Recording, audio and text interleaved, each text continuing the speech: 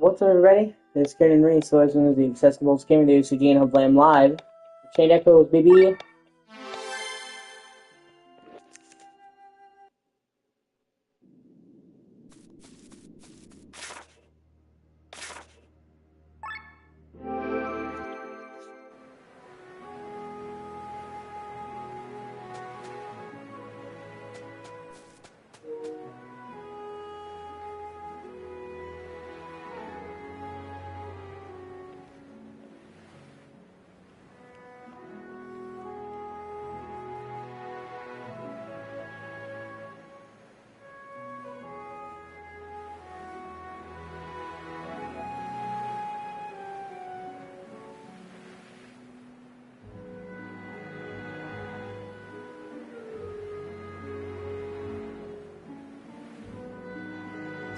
I'm live.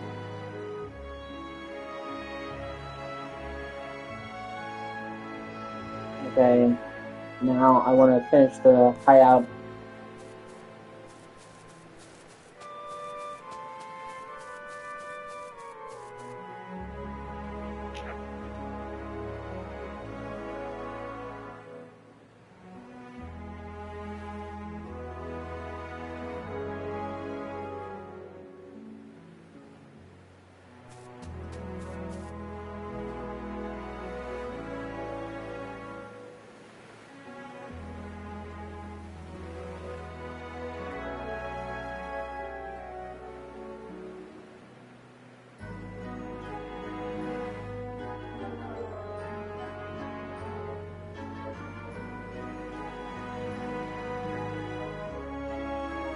Okay, first I gotta do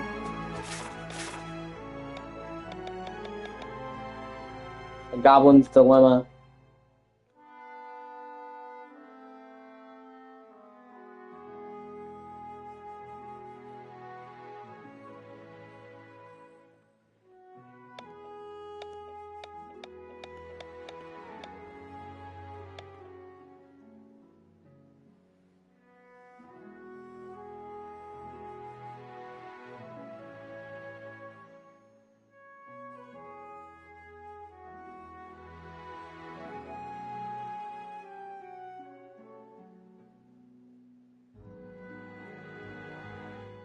Okay.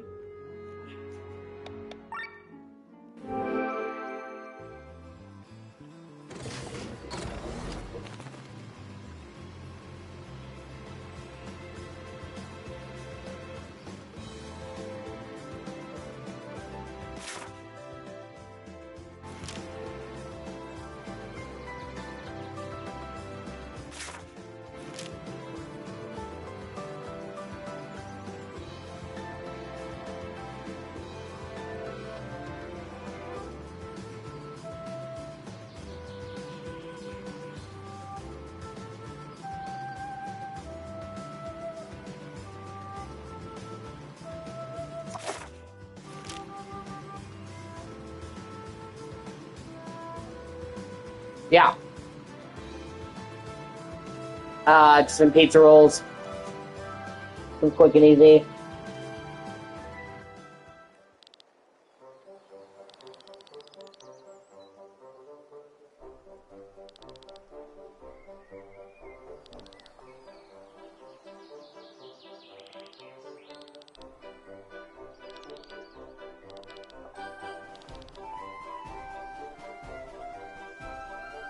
Pizza rolls?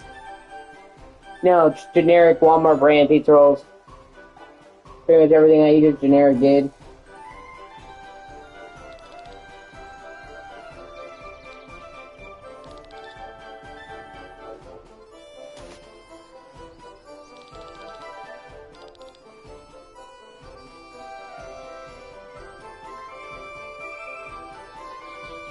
I mean, I just don't have the money for branding and stuff, dude. I just get generic. But every month, or every couple weeks when we go grocery shopping, we usually get grocery orders twice a month. And I usually get a big ass bag of pizza rolls. I have like 20 at a time. Usually lasts me several weeks.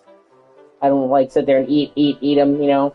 And I was just hungry. I hadn't eaten since like it was like I ate last time I ate was like at 4 p.m. So it'd been like 12 hours since I'd eaten. I started to feel like really hungry. I'm like, what the fuck? Like, oh, okay, it's been like 12 hours since I ate. No wonder. Yeah, so I just had like 20 pizza rolls.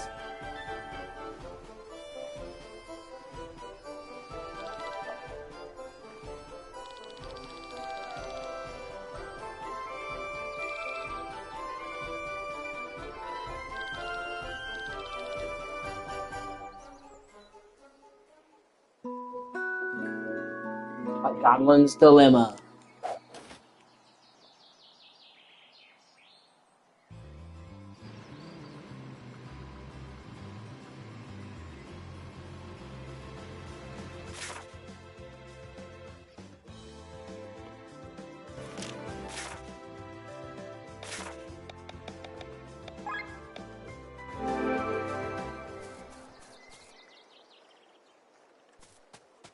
And I've been marathoning Borderlands because, like I said, I think the first Borderlands is it's okay, but it's not like super great. So I wanted it, but I have a problem skipping games in a series. Like I hate to do it.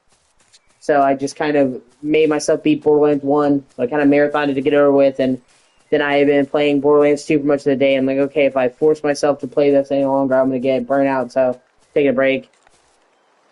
I intend to go back to it after a while. I just had to play something different.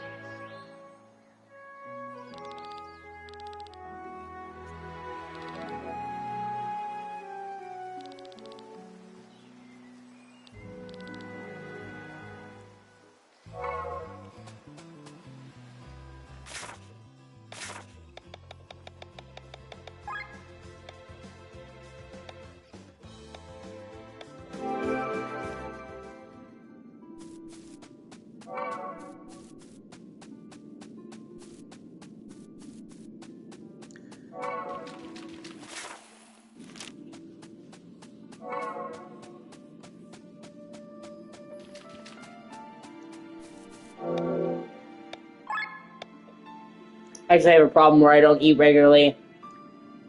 I will let myself go without eating, and then all of a sudden I'll realize that I'm fucking starving instead of eating at like a regular time. So, like, I mean, most people don't eat on a schedule, but I eat, I would just go really long without eating because I'm not thinking about it, and then all of a sudden I'll be like, man, my stomach hurts.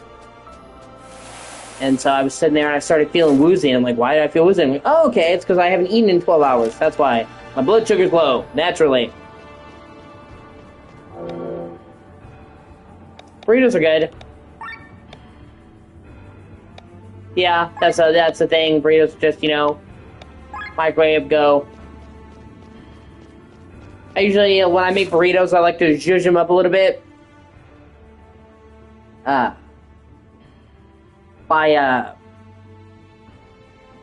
putting cheese on there, like some shredded cheese.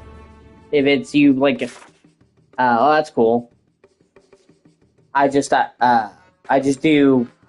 Well, I'm sorry, dude. I just do the generic Walmart ball burritos. I guess me being a white guy, it's my famous lack of culture. But I'll usually make a microwave burrito, and then after I do that, I'll put some shredded cheese on there. It'll melt in. I think that's pretty good. Yeah.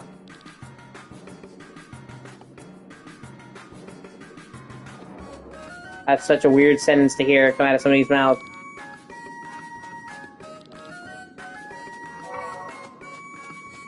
Oh, hey, a whole goblin village over here. That's cool. All the chicken juices!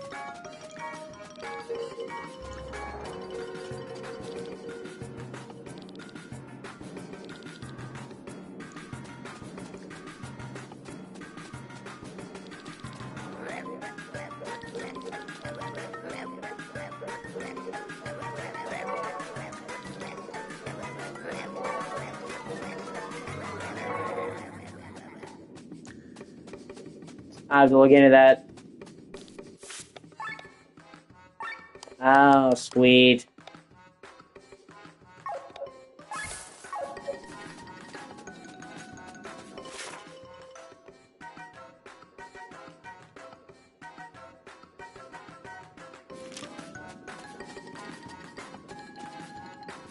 Yeah, Molly Queen's gonna be good. Also, if you have some money to burn... Yeah. If you have some money to burn, man, Chipotle's is fucking awesome. I only went to Chipotle's once. My girlfriend at the time took me. But she insisted, and man, it was the best burrito I've ever had in my life. So fucking expensive, but man, literally, there's like a whole bar to like build your own burrito and like the best ingredients. So it's one of those instances where like you're being charged a lot, but it is worth it. You know what I mean? Sometimes a good matchup. Yeah, no, I'm just saying like, yeah, definitely. I see what you're getting at, but I'm just saying, like, if you ever get the chance to go to Chipotle's, you should.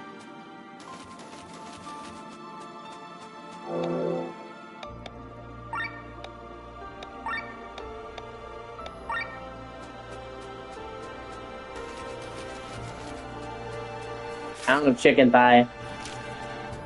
So you buying from Costco? You're buying chicken. Oh, hey, sweet. Another fast travel location. Nice.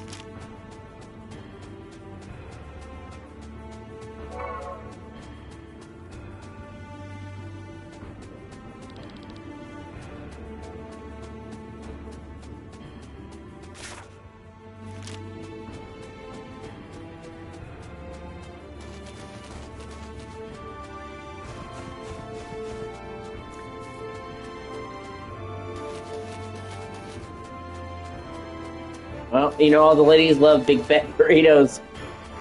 That's great. Less than $2. Yeah, that's fair. That's worth looking into it.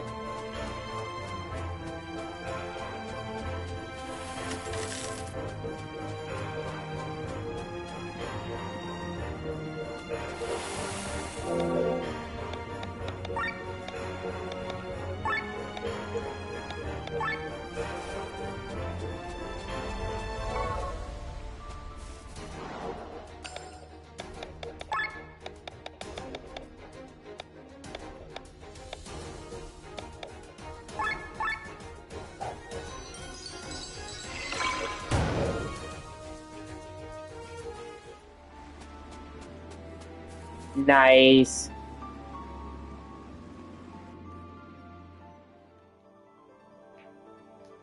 You can find these hidden jobs out in the world that give you more abilities. Like 12 of them. You have to do a trial by combat and then you get the abilities. They're worth doing.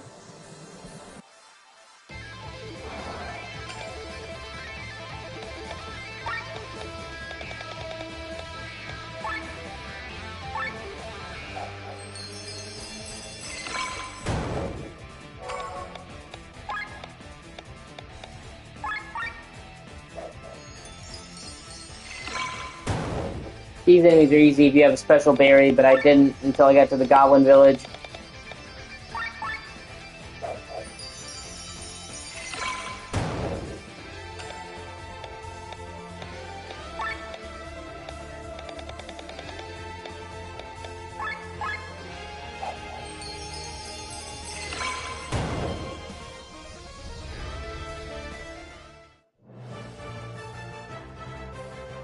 Trying to get 100% complete in this game. I really like this game, like I said.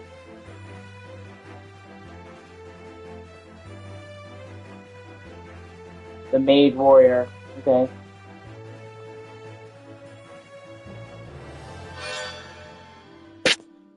Okay, 8 class emblems, so there's 12. I only have 4 more to go. Please.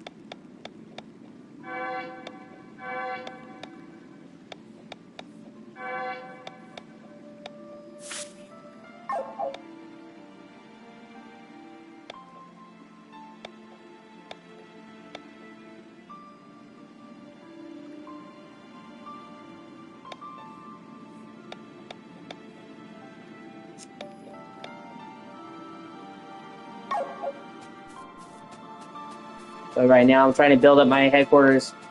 Starting in Act 2 in this game, you get to build up your own headquarters. And the main way that you improve it is by getting recruits. I've got most of the recruits, but you can't max it out until you get all of them. One of them is over here. So I had to... Oh, sweet. Oh, Sacred Water, that's great. I had to get those berries to kill those monsters. The only way you can kill them. And in order to do that, I had to do the Goblin's Dilemma quest to get access to the Goblin Village. Yeah. Well, if you ever get the chance to play this game, I'd highly recommend it. It's only like 25 bucks max.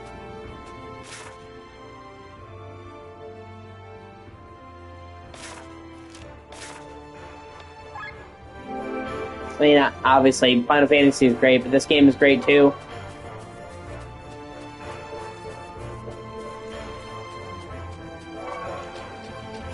Yeah, well, like I said, this game is only 25 bucks.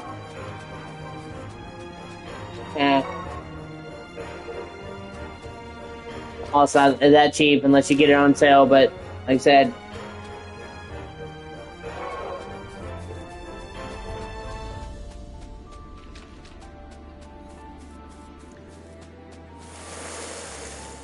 I genuinely love this game.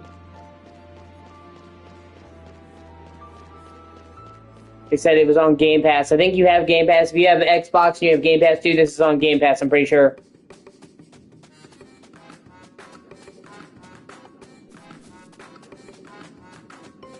And that's how I knew I really liked the game. So, I started playing this on Xbox and Game Pass when it first came out. And I liked it so much that I'm like, okay, I'm gonna buy it. Hey, Octopath Traveler's good.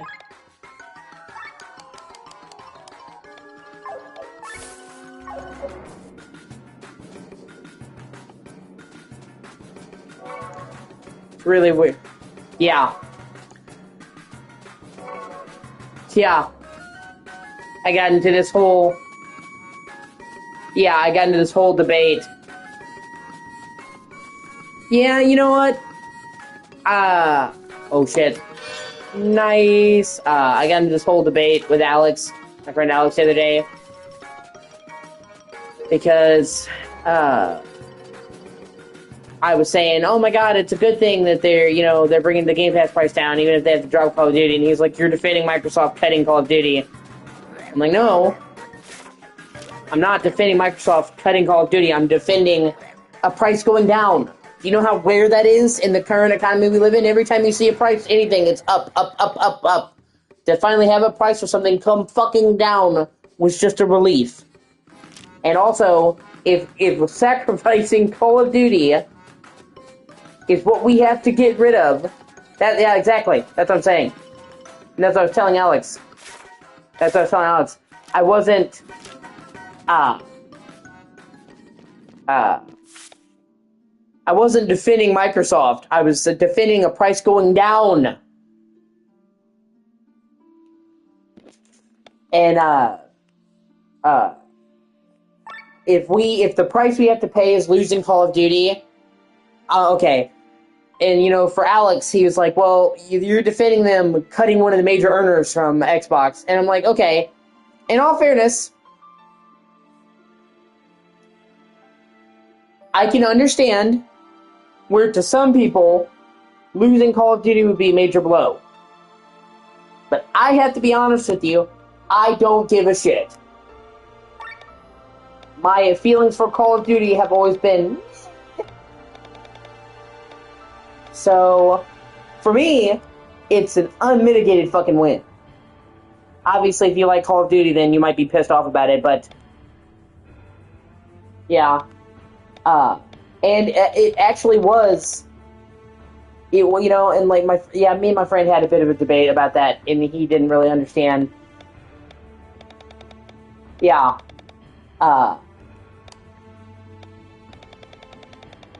It turns out that Call of Duty was the reason why Game Pass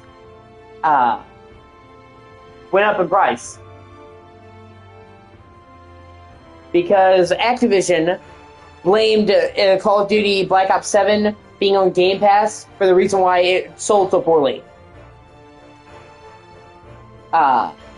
So they made a stink about it, and Microsoft upped the price of Game Pass, I guess, to keep them happy because the merger's still fresh, whatever. And then them taking Call of Duty off Game Pass, now it's going to come to Game Pass a year after, is how they got them to lower the price. That was their compromise. So, yeah. And Alex took it as me trying to defend Microsoft and given a stupid reason. He's like, dude, Microsoft owns Activision. They can do whatever. And I'm like, dude, I'm not saying it's not stupid. I'm telling you what I've heard on the grapevine. You understand? These are the reasons given for why Microsoft raised the price and lowered it. Like, you can say, well, Microsoft owns them. They could have just made them lower the price or have Call of Duty on there. Maybe you're right.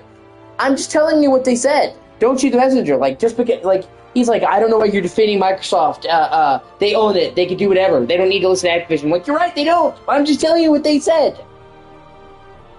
And he took that as like me defending Microsoft. I'm like, no, dude, I'm just telling you the reasons they gave. You can say it's stupid all you want to. Don't shoot the messenger. And just, you know, and it is true because, you know, technically Microsoft does own them, but at the same time, it also,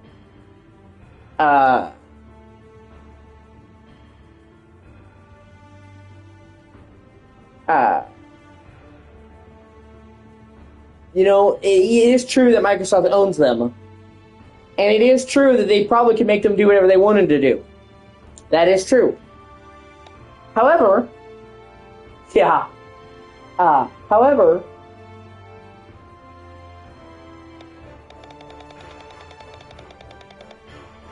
I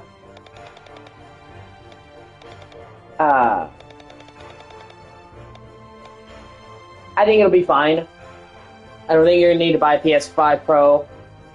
All of the GTA... Rockstar has confirmed that all of the GTA gameplay footage, all the trailers for 6 have been base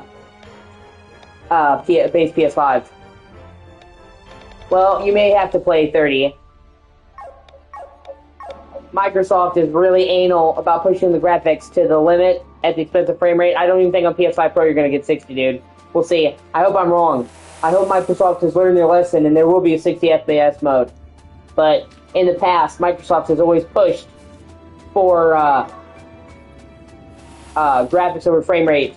I mean, it took until just like what, like 2 years ago for GTA 5 to finally get a 60 FPS mode.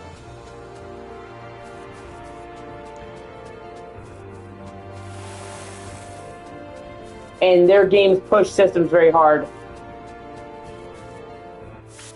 Yeah, same. I agree.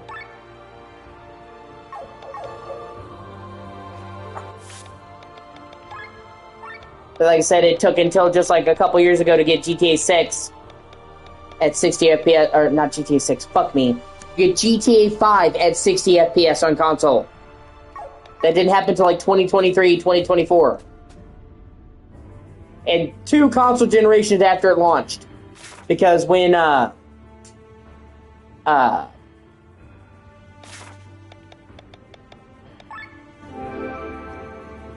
yeah, it just now recently, because when they brought it to PS4 and Xbox One, they could have gone 60 FPS then, but they would have been limited in the graphical upgrade, so they pushed the graphics at the expense of frame rate.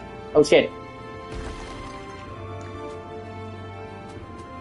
Nice. They push the graphics at the expense of frame rate. They always do. That's Rockstar. And GTA 6 looks like it's going to push graphics very hard. So, I don't think there's going to be a 60 FPS mode for GTA 6 on any console, even on PS5 Pro. I think on PS5 Pro, you're going to get really fancy ray tracing. And you will see a noticeable graphical increase because the ray tracing is good no matter what, but it really varies. Some games it shines. In a game like GTA 6, in a city with all kinds of neon lights and reflective buildings, ray tracing is really going to make a difference. So I do think it's going to look substantially prettier on a PS5 Pro, but I don't think it's going to have a 60 FPS mode. I hope that I'm proven wrong, but I don't think it will. I don't think there will be a 60 FPS mode on console at launch, at least. Maybe Microsoft has learned, but I don't know, man. I don't think they have. Well, I guess we'll have to see. And the director of Take-Two, he didn't outright say that it wouldn't have 60, but people brought it up. He says, why are people so concerned about 60 FPS anyway? You don't need 60 FPS to make a good game. And I'm like, okay, that's you kind of suggesting it's not going to be at 30. And like, it sounds like you trying to soften the blow. And once again, could be wrong. And he's not the one, running GTA. GTA does its own thing. But that, to me, kind of sounds like he's trying to brace people for no 60 FPS. Like, well, you don't need it anyway. It's the same thing they did with fucking Starfield. Like, Todd Howard, everyone expected Starfield to be 60 FPS or have 60 FPS mode. And he's like, well, do you really need 60? And then, after he said that, Starfield launched at 30, and you didn't get 60 until, 2 years later. So, I want to be proven wrong, but I'm thinking there's probably not going to be 60 FPS even on PS5 Pro. But, I will say, if you're gonna push graphics to the limit for 30 FPS, you could do worse than Rockstar. They really do push graphics to the limit. So if there's anybody that could justify 30 FPS, it is them.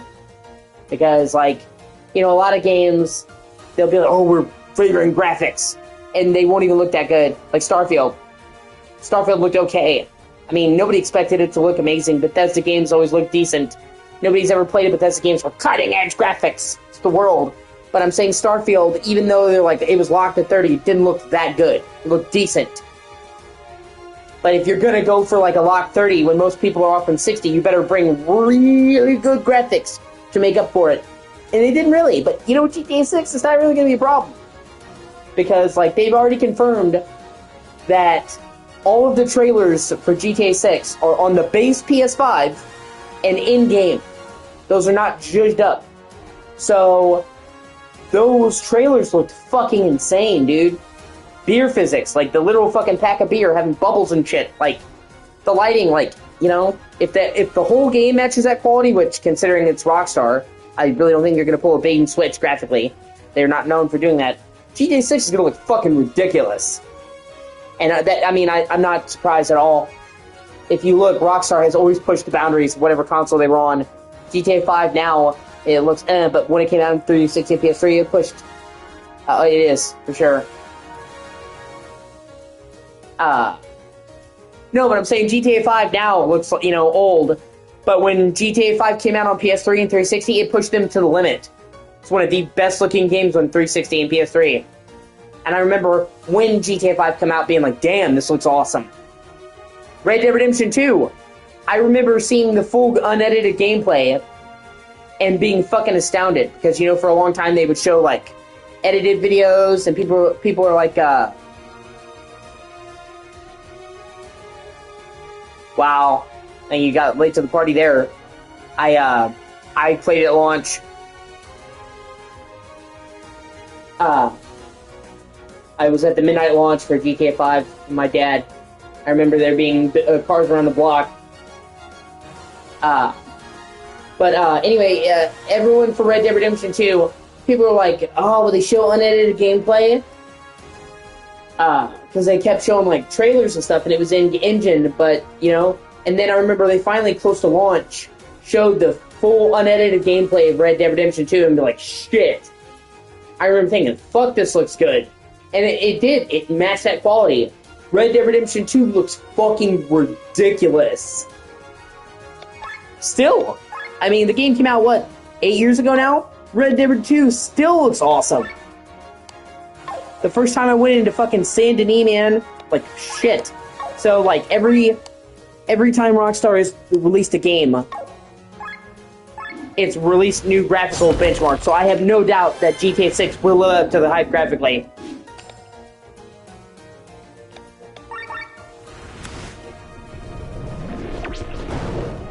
We'll see. Like I said, I hope that I'm wrong. I hope that it has 60 FPS mode launch, but knowing Rockstar, it's not very likely.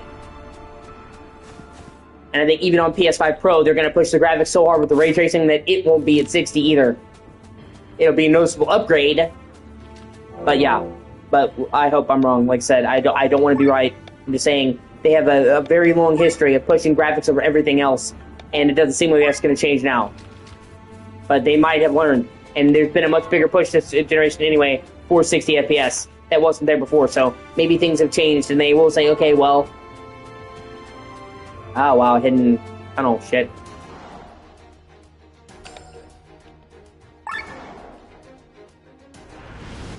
So we can only hope. Either way, I think it's going to be great.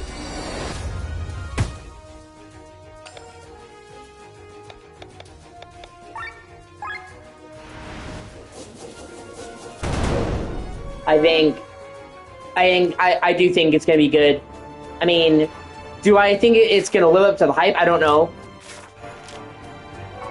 I almost think it might be impossible for it to live up to the hype because there's such expectations behind GTA 6 that it almost seems like it could never possibly live up to the image in people's head after this long of a wait.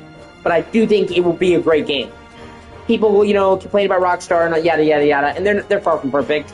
But I don't think Rockstar has ever made an objectively bad game. Any of the GTAs, any of the other games they made, you may like some more than others. Yeah, that's true. Yeah, that's what I mean. But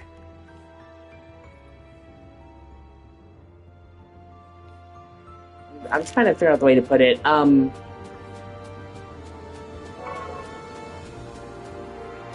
I don't think Rockstar has ever made a truly bad game. Ever. I think that there are some games that are better than others, but they make quality games. Like, I can't think of a Rockstar game I played that was bad. So, even if it doesn't live up to the hype, I still think it will be a good game worth playing. And that's really all you can ask for. But no, in terms of, like, in terms of, that, I also think people are in for a reckoning. Because I think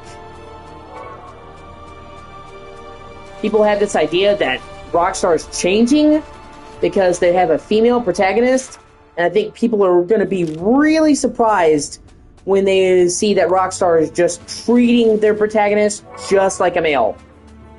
Like, there's this expectation that Rockstar is going to go woke now that they have a female protagonist, and I think a lot of the people who are saying, yeah, female GTA, are going to be really surprised when they're like, oh wow, this is just like a male GTA protagonist, but female. They're not going to treat her special. They're not going to say, well, I'm a woman, well, I'm a woman, well, I'm a woman. And I guarantee you, she's going to be just as lewd and over the top and probably a bad person as any of the GTA protagonists.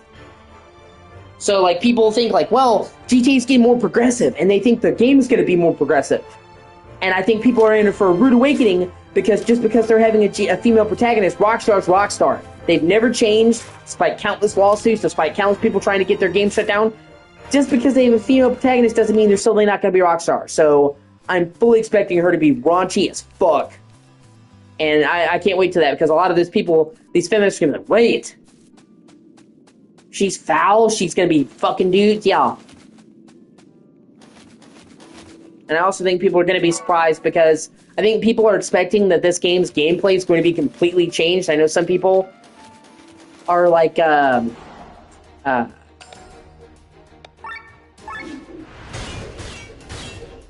gameplay formula is outdated, they need to change it. It's not going to change, dude. And I kind of don't want it to. Rockstar makes a particular type of game. And they, make that type of game better than anyone else in the world. But that's the type of game that they make. They can add on, they can add new stuff to the formula. I'm sure there will be tweaks and refinements. But people who are expecting like a total gameplay paradigm shift for it to not be like any of the other games, they're wrong. It's going to be Rockstar at the end of the day, and it's still going to feel like the other GTA games. The shooting's going to be better, driving's going to be better, mechanically it's going to be refined. Rockstar's definitely learned after every game they made. Like if you play GTA 3, just as San Andreas, you saw the improvements they made just going 2 games. But it still felt like GTA. GTA 5, big improvement over GTA 4 gameplay-wise.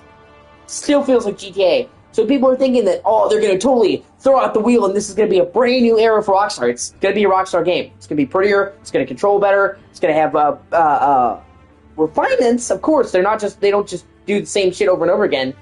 But it's still going to have the gameplay formula. And I've seen people saying that Rockstar's gameplay formula is outdated and it needs to change. And there are people who think GTA 6 is going to be that change, and they're going to be disappointed because it's not.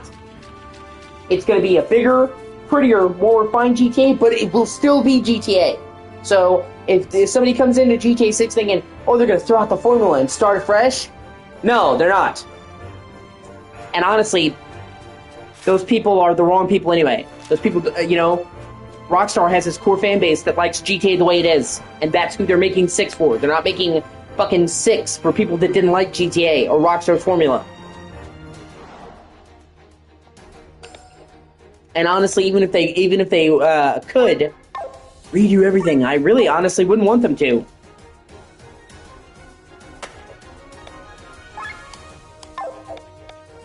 I like Rockstar's type of games. That's what I'm saying. That Rockstar, what they do better than anything else is crafting a living, breathing world that feels like a real place. Like, when GTA 5 came out, there were people who literally were comparing it to real-life California, to LA, and it was uncanny how close they got it. And not just in terms of the raw layouts, because you could use Google Maps and enough money to do the layout. They captured the actual vibe of LA in a way that only somebody who understood it could. And that's what I'm saying. When they make a GTA game, they go for months, years. They're constantly go and study the places. Like for GTA 5, they actually had everybody on the team go to LA and take pictures and talk to people and learn about the culture. And that's basically what Rockstar does for every game they do. Every GTA game, they study the shit out of the culture. And actually have people go there and talk to the people that live there. And I think that's one of their greatest strengths, is not just capturing the layout, it's capturing the feel. Especially because, remember, Dan and Sam Houser, the kids behind fucking GTA, man, are from London. They're from fucking Leeds. They're not American. So for Rockstar to be a British company at heart, everything else came from Rockstar North England. to capture the American vibe so well is a feat in of itself. There are people who are native-born Americans who couldn't capture the feeling of America as well as they do in a game. It's a gift. They capture the good and bad of America. Yeah.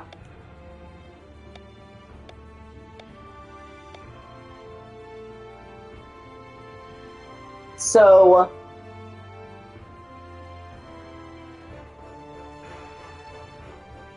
what they do is they capture the vibe, and then they racket it up. And I think they're going to do that for GTA 6. I think it's going to be fantastic, honestly, because I think honestly Florida is the best setting. They've had Vice City before, obviously, twice. They've had Vice City twice. They had Vice City in the original 2D games, and they had Vice City. Well, 3 times, let's say, if we're counting Vice City stories. But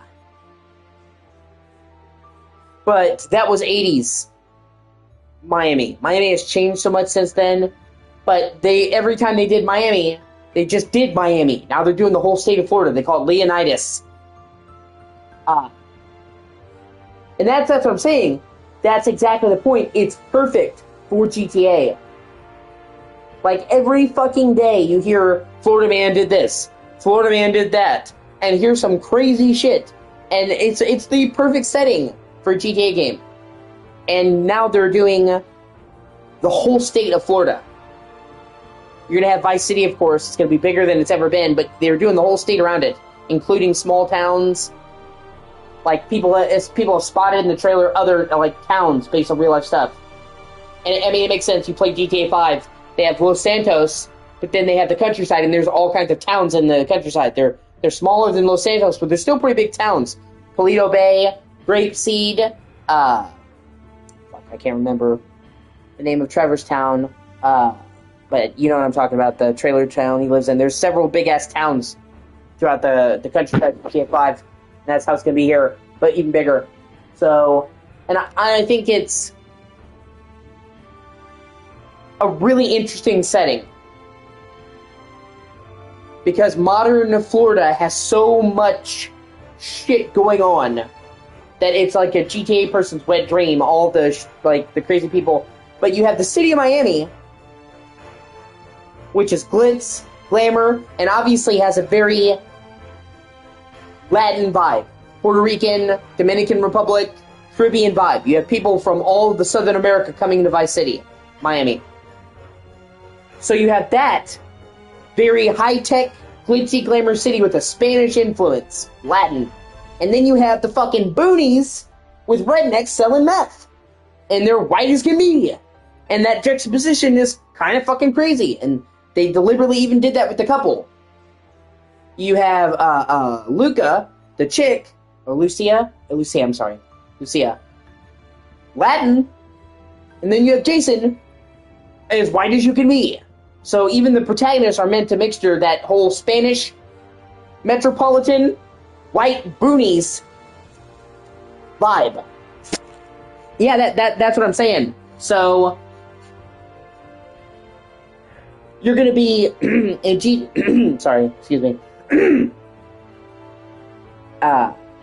in GTA 6, you're gonna go from the city with the glitz and the glamour and the Spanish cartel to the fucking booties with gators. And it will feel like a different world. So it makes for a really good setting. And I'm assuming they're going to do several towns. You don't know what the towns are based on yet, because they've said they're doing the whole state of Florida. So I'm sure there's going to be several other big towns, or even what you could call cities, besides just Vice City, all over. It's not like fucking Miami's the only city in Florida. So I'm interested to see what makes the cut. Because obviously, they're not going to include every fucking place that should be in Florida. It's going to be a sample platter. But I'm interested to see what makes the cut and what doesn't. We haven't even seen the full map. People have, tried to put pieces together in the trailers, but there's only so much you can do with the fucking trailers showing flybys, dude. They didn't show the whole map in a flyby. So, but yeah, I think it'll be great. I just think people have the wrong idea. That's it. I think people are expecting Rockstar to be woke, or they're expecting Rockstar to throw up their game formula and do something new. That's not what it is. It's going to be GTA, but bigger, prettier, and more refined than it's ever been before. And I'm okay with that. I like GTA for GTA. I don't need the next GTA to feel completely different, not feel like GTA. But people who expect this to feel like a totally different game series, and Rockstar just throw up their formula and have a brand new formula? No, dude. Rockstar has always made one type of game. It's went incredibly well for them. They're not going to start making a new type of game now. Especially when, by the way, the whole point is to keep the train going. GTA 5 has had an insanely long lifespan. But even Rockstar realizes GTA 5 is not going to last forever. Yeah. I don't think it's me. I don't think it's me woke, honestly. I really don't.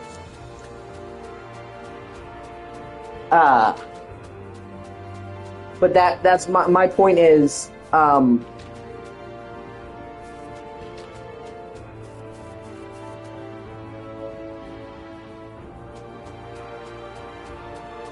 like GTA how it is. I don't need it to change. I know what I expect from a GTA game, and this is going to be prettier. It's going to be more refined, bigger, but it's going to be GTA. I'm cool with that. And this is supposed to be, it's supposed to keep that GTA 5 gravy rolling. Okay, hold on. There's supposed to be a guy in here I can recruit. I'm looking at him, found the fucker. So I think it'll be great. I do. And the main thing that differentiates it is it being a love story. It's not something they've ever done. I think that's the main thing that's going to be fresh in 6 is the love story angle. And I'm kind of interested to see how they weave that into everything. Because not only have they never done really like a love story in any GTA game, I can't think of another open world crime game that has had like a Bonnie and Clyde angle. And it's kind of weird with how popular Bonnie and Clyde is. You'd think they would have done that by now. But that's the truly unique angle. Instead of it being a three-way between Michael, Trevor, and Franklin, it's going to be two lovers. And I'm interested to see how that changes up the gameplay and how they tie that in. And I've heard, take it with a grain of salt, but I've heard that you're going to be able to freely explore the open world separately as each character and also have them get together. And that'll be the unique thing, because you could do Trevor, Michael, Franklin. You couldn't get them together to actually at the same time to like team up while you're playing them. So if they actually let you grab both characters and have them together at the same time, that would be fucking cool.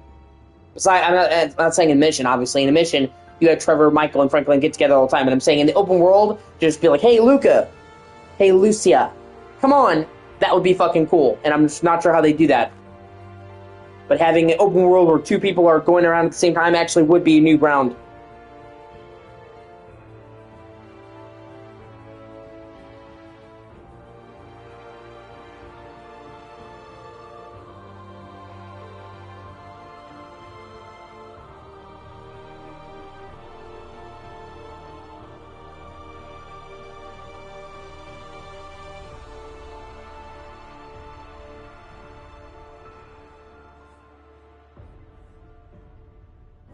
Okay.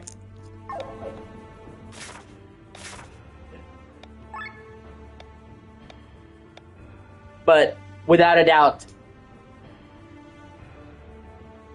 whether it's good or bad, I don't think any of us in our lives have ever seen a game be as hyped as this game is.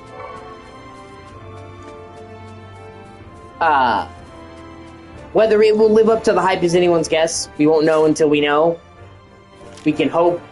But I don't think there has ever been a game launch in my life, in your life, even in my dad's life, who's been around since the beginning of gaming, that is going to be this hyped. I think for sure this will be the biggest game launch in history. I'm not even talking about numbers. I'm talking about in hype. GTA 5, the hype around it, the wait, and the excitement, this will be the biggest game launch in history in terms of sheer, like, hype. I don't think we've ever, in my life, your life, my dad's life, since the dawn of gaming, have seen a game launch for one game be this big. So, even if the game doesn't live up to the hype, the launch of the game will be a once in a lifetime thing. I can't see any game in the past that's had this much hype at release, and I can't think of any game in the future coming along because the stars had to align in a 1 in a million way to make this happen. If GTA 5 hadn't been such a big hit, it wouldn't happen. If GTA 5 hadn't continued to be, like if GTA 5 came out, people bought it and played it, and then they moved on, it would be a big expectation for GTA 6, but not like this. GTA 5, 6 having such a big launch, is specifically 5 being such a cultural mainstay for 13 fucking years. And building up hype over the years. So you have over a decade-long hype. And GTA 5 became more than a game. It became like a fucking institution. Like, it became a part of our culture. There's an entire, like, a group of kids who have grown up never not knowing GTA being online. Like, they were just born when the game was coming out, or they were kids, and so they've never known a time where GTA 5 is not popular. They literally, like, this Gen Zers, Zoomers, have probably been waiting for GTA 6 their whole fucking life. And GTA 5 has sold over 200 million copies now, 220 million copies, and is the highest grossing game of all time ever. I think Minecraft has sold more copies to I think Minecraft has sold more copies, but Minecraft sells for like $20. So I think overall GTA 5 is the highest grossing game of all time. Yeah, drum music. Oh my god.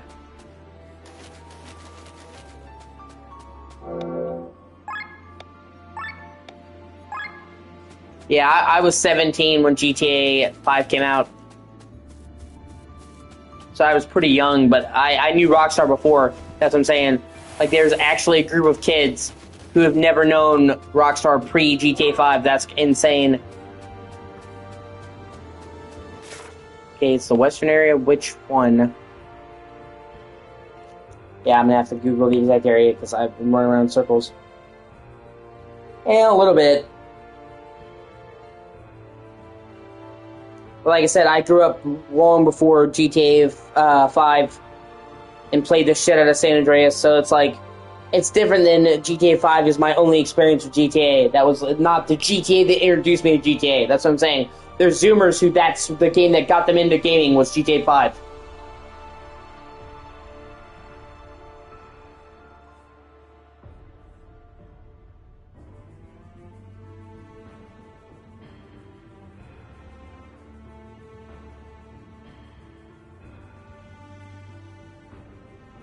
That's fair.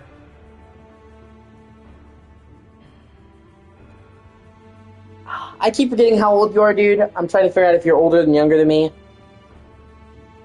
I hang out with a lot of people of different ages.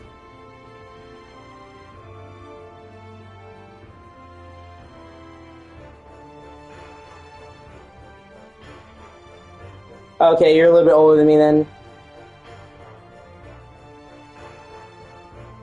So you would have been like 21.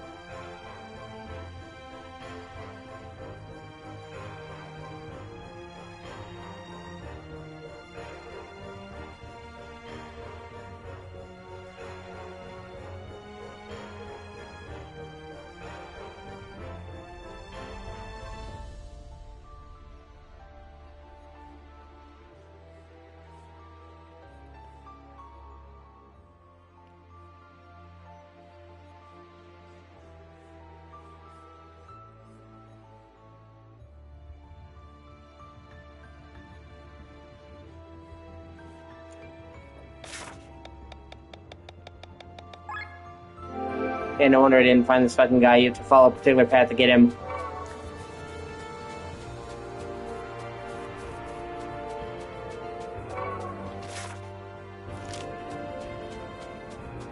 But yeah, so I think even if the game doesn't live up to the hype, which who knows if it will, that the release is going to be one of a kind, and I don't want to miss it. I want to be a part of it.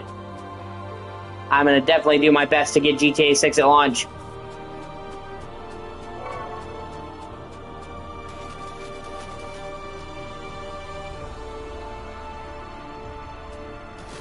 Okay, never mind. I have to go. Okay.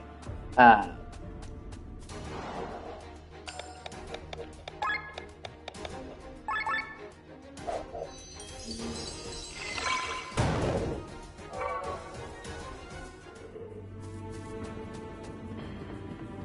I said, I don't think there's ever been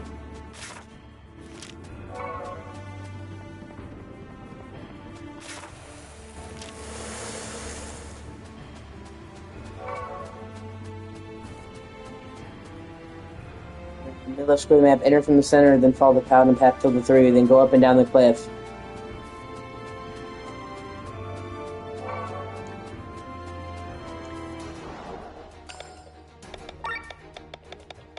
Like I said, I think it will be, for sure, it will be the biggest game launch of all time ever. So, if nothing else, I just want to be there for that and say that I took part in that. There will not be a game launch to this scale ever. Probably ever again. Like, it's a 1 in a million thing that came together to make this happen. So, even if the game winds up shitty, I'll still probably be there at launch, just because it's a 1 in a lifetime kind of launch, and it's a part of gaming history. We'll go down into history as the biggest gaming launch ever, and I want to be there in that part of history. It's going to be a moment, like a touchstone in gaming history looking back. Even if people don't like the game, they'll look back and say, holy shit, that launch was big. So, when something like that comes along that's huge like that, you want to be a part of it. And as a gamer, I do. So, I'm going to do everything I can to get GTA 6 at launch. And I'm pretty sure it comes out in November, so I've got time to save up, so I should be fine. I'm knock on wood. But yeah, I'm going to do everything I can to get it launch.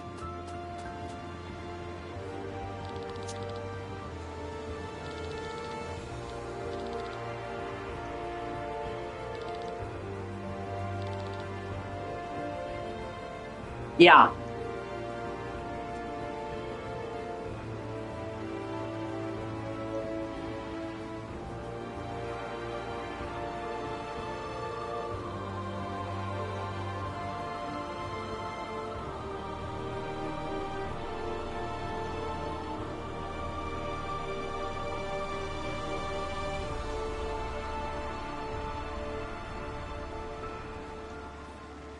And that's what I'm saying. I really do think it's going to be the biggest game launch ever. So I really want to be a part of it just for that.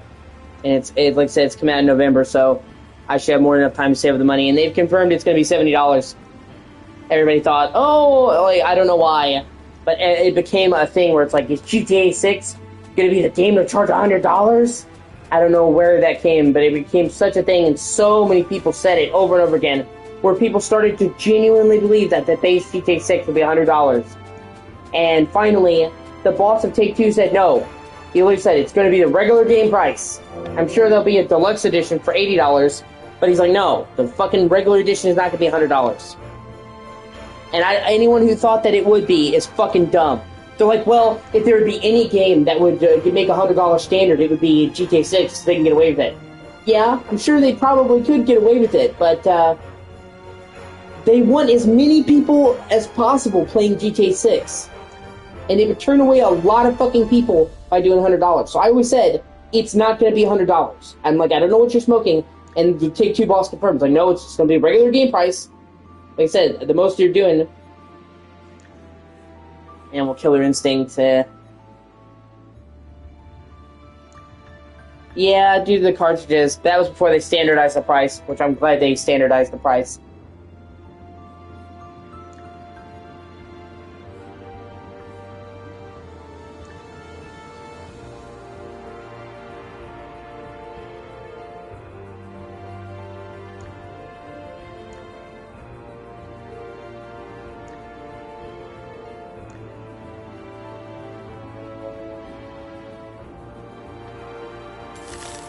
Yeah, well, times have changed.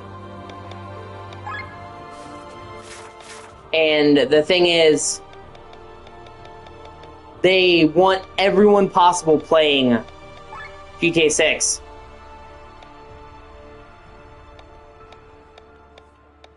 That's the thing. They want as many people as possible playing 6. And you're not going to get that with $100. and the GTA 5 has sold 200 million copies, and Take-Two obviously wants GTA 6 to keep that streak going, because GTA 5 has lasted a long time. It's lasted longer than even Rockstar thought it would, but it won't last forever. So they're hoping that, GTA 5 won't last forever, but if we successfully migrate people over GTA 6, we can extend that train and keep it going. And if anything would keep that train going, it would be GTA 6. We'll see. Obviously, you can't predict it. Not even the people who made GTA 5 predicted it would last as long as it did. So who knows if GTA 6 will run the distance like 5 did. But at the very least, if you're going to try and keep that train going, you need a game to keep the momentum going. So the goal is to get everybody over from GTA 5 into 6 and keep that train going. And in order to do that, you need as many people as possible.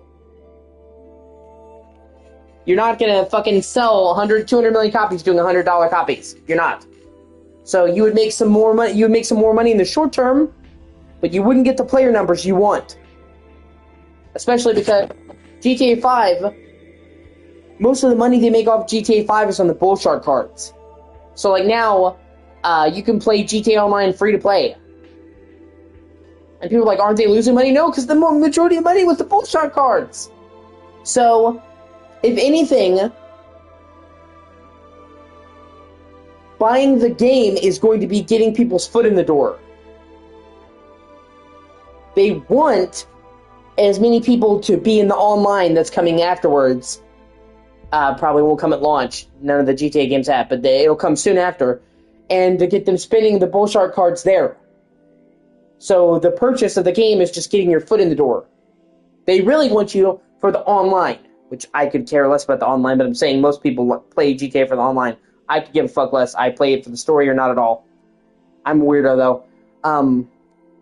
So, knowing that the online is where they're going to make the majority of the money, that online is going to be where they get the microtransactions, the bull shark cards, whatever the equivalent is.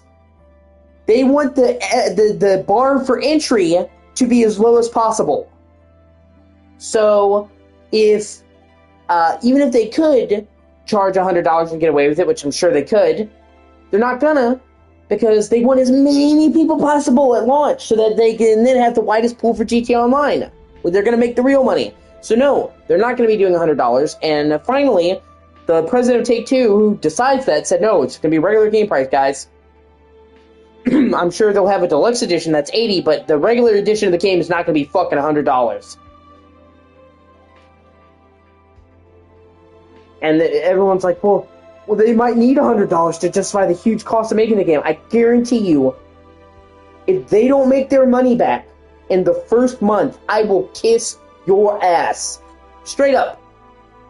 If you don't think that GTA fucking 6 is going to do numbers, at least in the beginning, I do not know what to tell you, dude. GTA 5 made $1 billion in 3 days.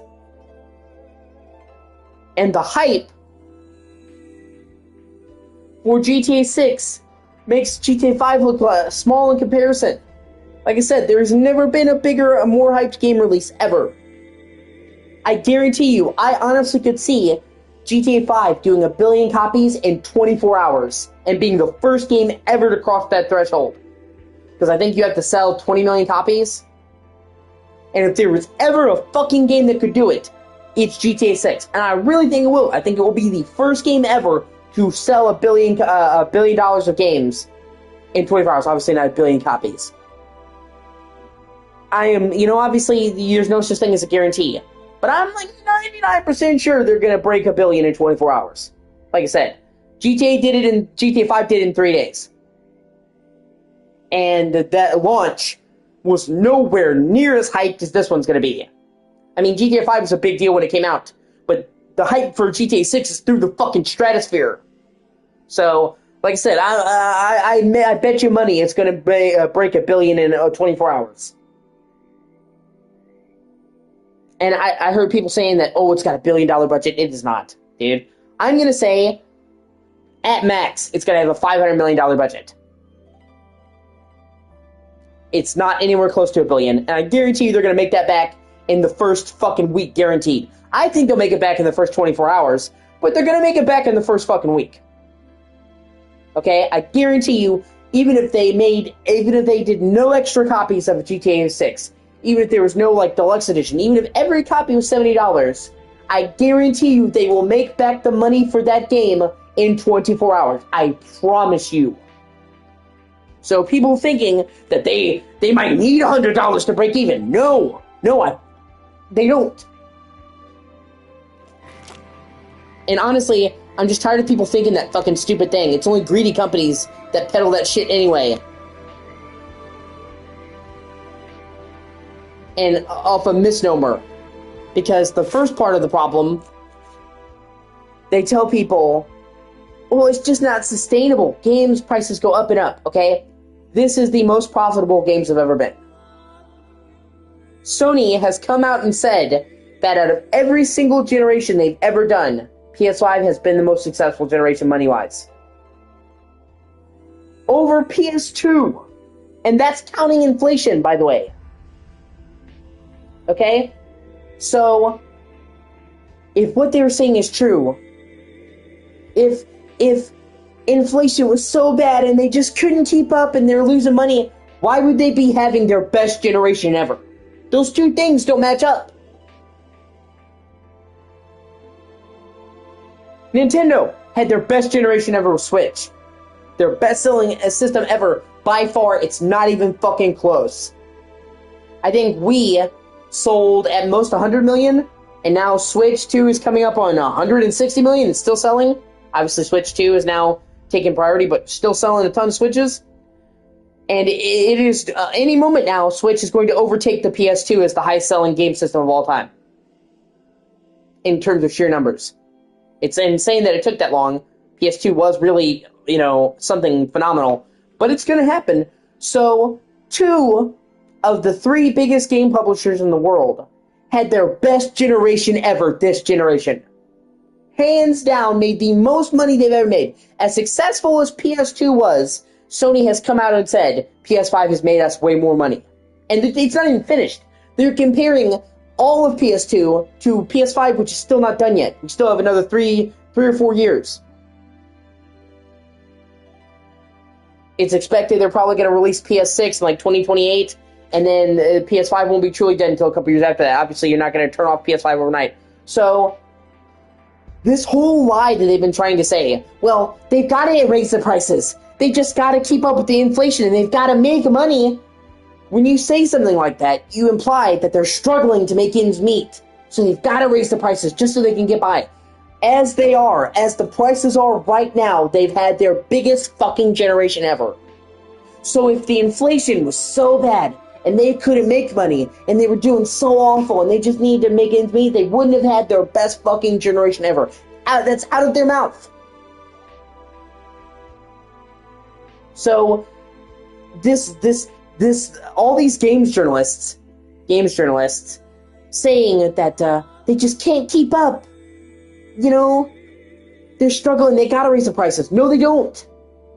With the prices being what they are literally right fucking now, they had their best generation ever. Sony and Nintendo have had their best generation ever, and those are the 2 biggest publishers. They've never made more money than they have right now. So, it would be one thing if, like, Sony was in the red. I could see them increasing the prices then, because it's like, oh shit, we're losing a ton of money. They have literally never been more profitable than they are now. So, that whole thing that they need to raise the prices to keep up is just a load of bullshit. And you people act like it's a fact. Not. If you look at them on the graph, they're up. So, and I honestly don't know what it is. I don't know if the games journalists are just stupid, which obviously they are stupid, or if they're being paid by these companies or something. I don't know why they're the ones spreading this lie that the price needs to go up, because it's just bullshit. But then, even then, it's fundamentally against the nature of these games because, okay, when they talk about they need to raise the price of the game to match inflation, they're treating it like it's a fucking knife or a car. Okay? So let's break this down. A knife is like let's say you get an extremely cheap knife. That knife is made for $5. Obviously, this is just an example. That knife was made for $2. And then they charge you $5 because obviously you need to have a markup to make people money. A certain markup is fair, it's expected. You can't just sell the knife for the same amount you made it or you're not making any money, you can't pay your employees. A profit needs to be made. So, and then you have to include shipping and all that, so they up it to $5. If there was suddenly inflation, then the price of knives went up to $3 to make. Then they would charge $6. So, for a lot of things, the price has gone up because of inflation. A fucking video game or a movie is not something that you can fucking charge the amount to make it. It's not a knife where it's $2 to make, so we need to charge $5. And then if that goes up, we have to go up from there. The games are costing hundreds of millions of dollars. If you wanted to treat it the way you would treat a knife, you would literally, oh, this game is $200 million to buy. We have to charge you what it costs to make it, plus the surcharge. So we're going to charge you $300 million. It doesn't work that way. A knife or a car or things like that make up their money on a one-time purchase. Each car, let's say a car is made for $50,000. Each car will then charge you $70,000 to cost the price of making it, the shipping, the taxes, and then give everybody a tasty profit. So each car justifies the price of its purchase, where they made back the money on each individual unit. A game is not something where you could price the unit to make back the price on each individual unit, unless you want the average person to pay $300 million for a fucking game. Games are not meant to get back their price per unit. They're meant to get back their price overall. Games don't make their money through one copy sold. They make their money through a shit ton of copies sold. So, if you look at it to what they spent, to what you're paying, they would be losing money on every copy, but that's not the case because they make the money overall. Obviously, if GTA 6 is made for $500 million, if they sell it for $70, they're not making a profit there. But they will if 100 million people buy it for 70 a pop. Suddenly, that's everything they did and then a shit ton more. So, these people are looking at it like they need to up the price to increase the unit and make their money back. The only way they make their money back is through a shit ton of people buying it. No one person is going to make GTA 6 profitable. They need millions of people to buy it.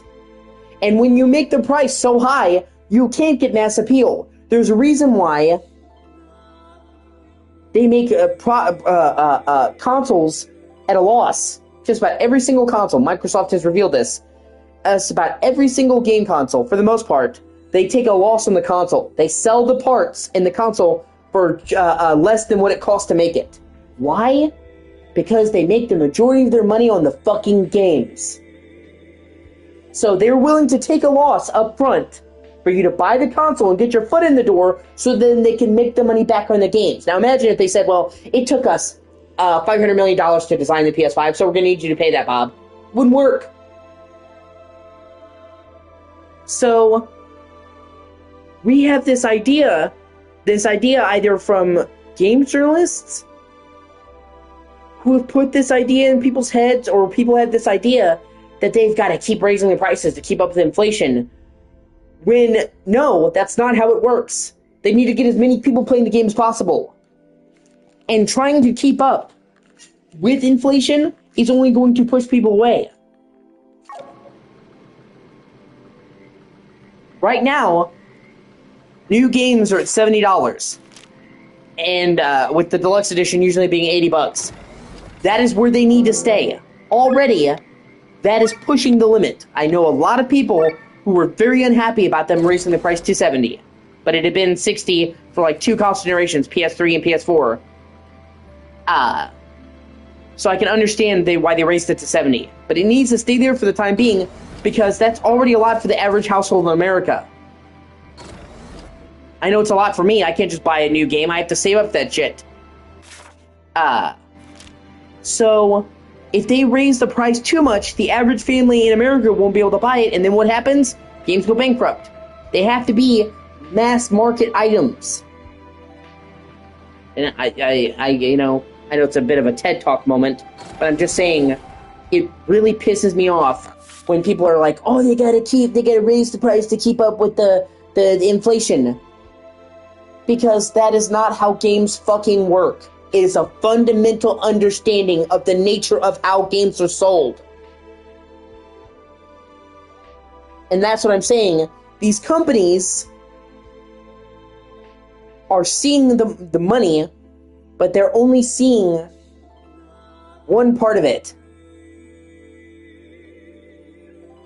They think, well, if I raise the price to $100, think about how much money more each copy I'll make. And they don't think, well, think about how many people would have bought that game, didn't because of that price change. Like I said, it's not about raising the price for each individual unit. It's not a knife or a car or a disposable object where they have to price each one for the cost of making it. It's supposed to be mass consumed, and if you make it too expensive, it can't be consumed in mass.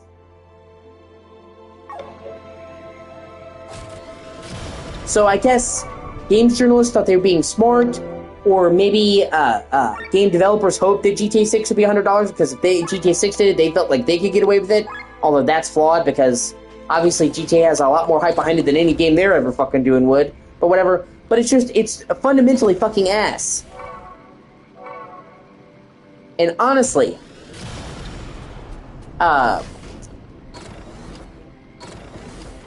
raising the price of games to $100 would kill the game industry. Already, 70 is pushing it. It's at the absolute limit of what the average household will allow.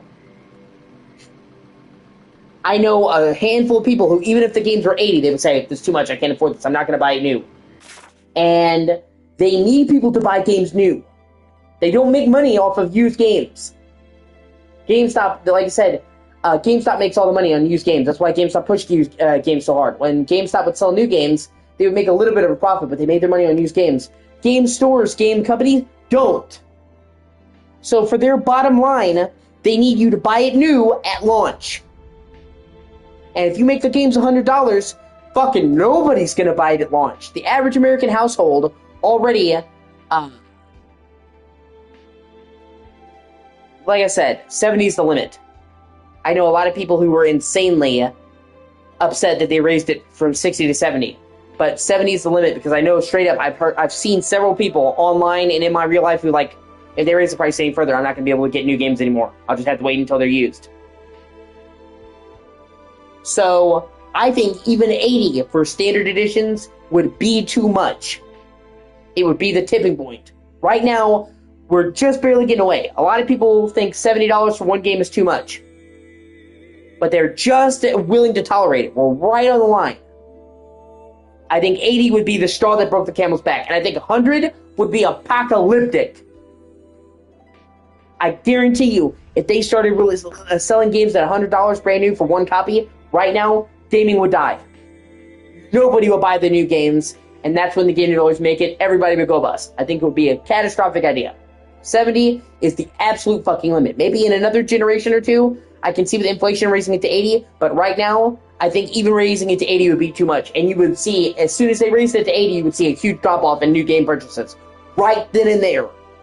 Like 25-30% drop-off. Quarter of the market gone.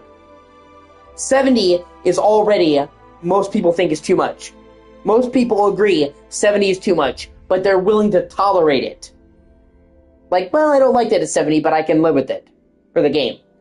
80 would be too much. It would be the tipping point, and people would say, fuck this. I can't keep up with it. I'm not going to buy new games. I'll buy you used or I'll buy you on sale. And that would be great for the consumer, but it would kill game companies who need those new game sales. That's the only time they make money off the games, is when they're new. So,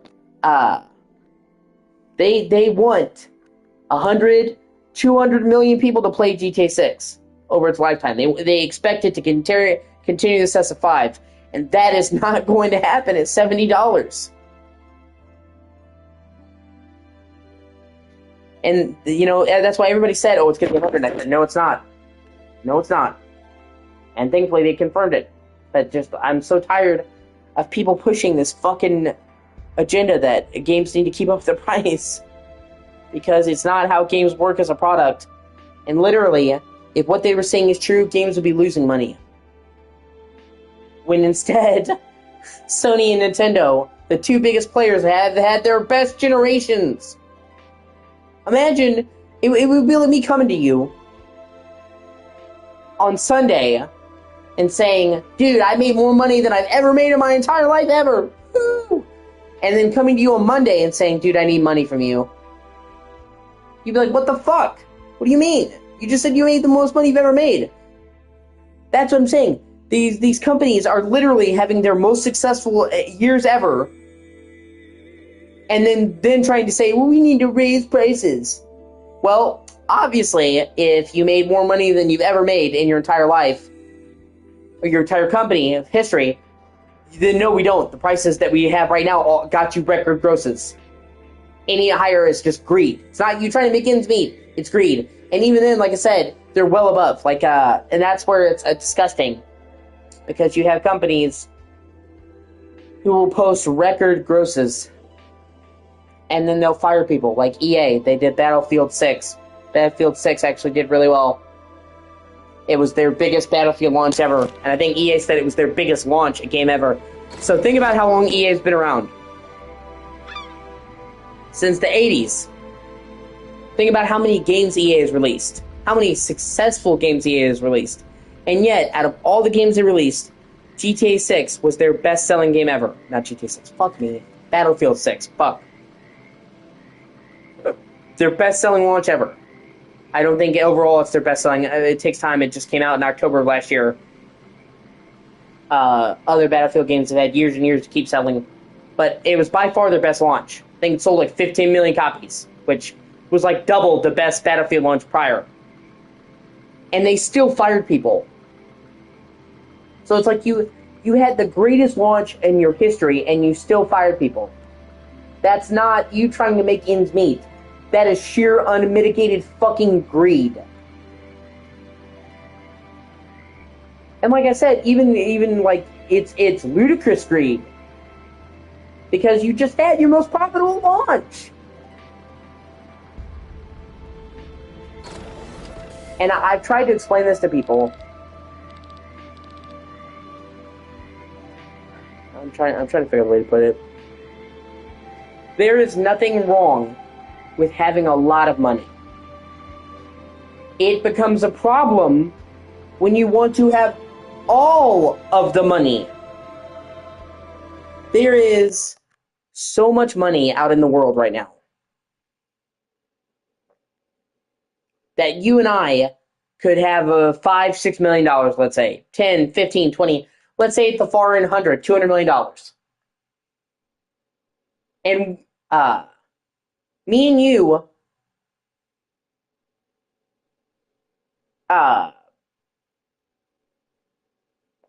could live like kings off of $200 million.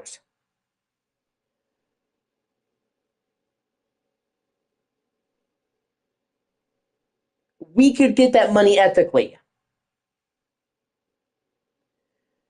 There is trillions of dollars of money floating around the world. If we're counting all the wealth of all of the world, there's trillions of dollars. We could get $100-200 million ethically off selling a product. If we had a product that was super successful. Because that would only be a small fraction of the world's wealth overall. Like $200 million would be insane, but it's like 1% of the world's wealth.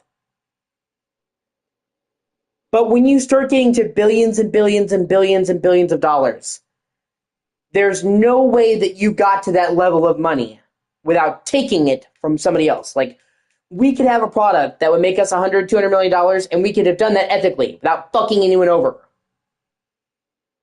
There's no way you get to Elon Musk. He's worth $700 billion. There's no way you get to that much money without fucking a bunch of people over. There's no way. So, like, people say, oh, man, a lot of money is bad. No. Yeah, it's insane. Yeah, and they can then trade. That's what I'm saying. They tell you that they can't use those stocks. They're fucking dumb. By the way, just saying, don't ever let anyone tell you.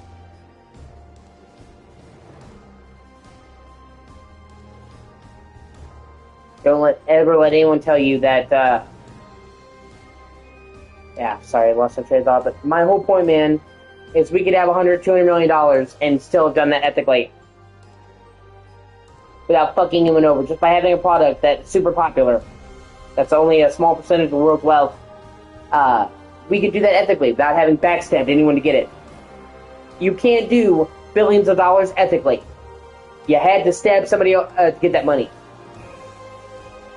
At this point, Elon Musk literally controls like 20% of the world's wealth himself. Of the planet. One person controlling 20% of the wealth in a planet full of 8 billion fucking people. There's no way he got that without fucking somebody over. There's nothing wrong with having a lot of money. There's a problem when you try to have all the money. People don't understand that very distinct line. They label all wealthy people in, you know? Although I will say it is a bit disingenuous when people who are billionaires, people who are millionaires try to act like they're one of us. And Pokemon, which, I mean,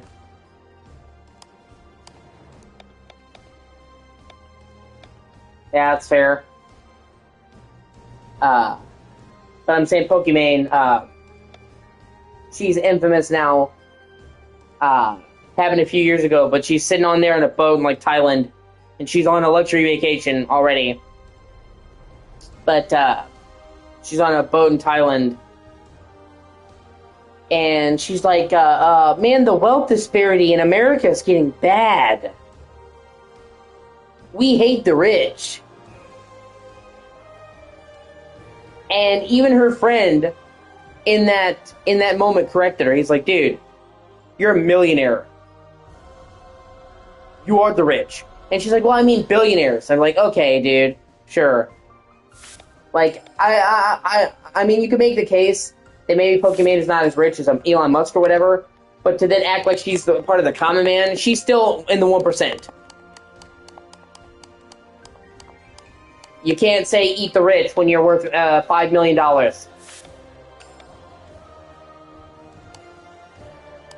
And that's the thing, like Hassan Piker, I brought him up a lot lately. I think he's a piece of shit. I hate who he is. I hate what he represents. I hate his dog fucking shocking. And I hate what he represents in my party. He's literally what made me stop identifying as a Democrat. Because he became the face of my party. And I thought to myself, dude, I can't associate with this. I don't want to be labeled with this cocksucker. Literally. I had a lot of discontentment with the Democratic Party for a while. That was it. I'm like, okay, he's the face of my party. We're so fucked. And like I said, he is literally the most popular leftist. He is literally the highest streaming leftist in the world. And to this new generation of kids, you know, the ones that are going to be voting, he is the face of the left. And if that doesn't scare you, well, I mean, I hope not, because then he'd have to break some rules. We're only supposed to have fucking 2 terms.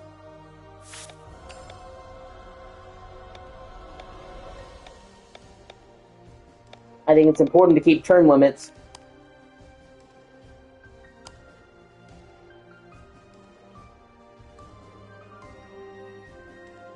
Besides, he's just too fucking old, man.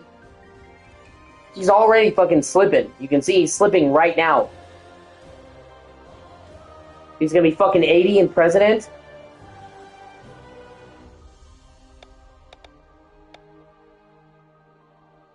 That's what I mean. Like, you know, even if you like Trump, dude, he's too fucking old. And we, you know, well,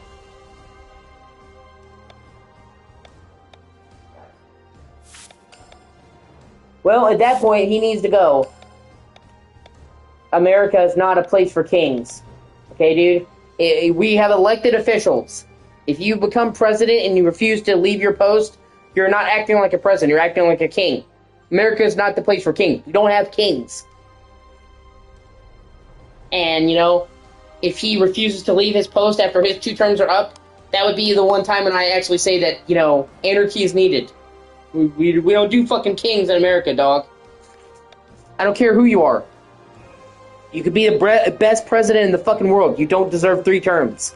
You don't deserve to just sit there and be incumbent. We get the fuck out.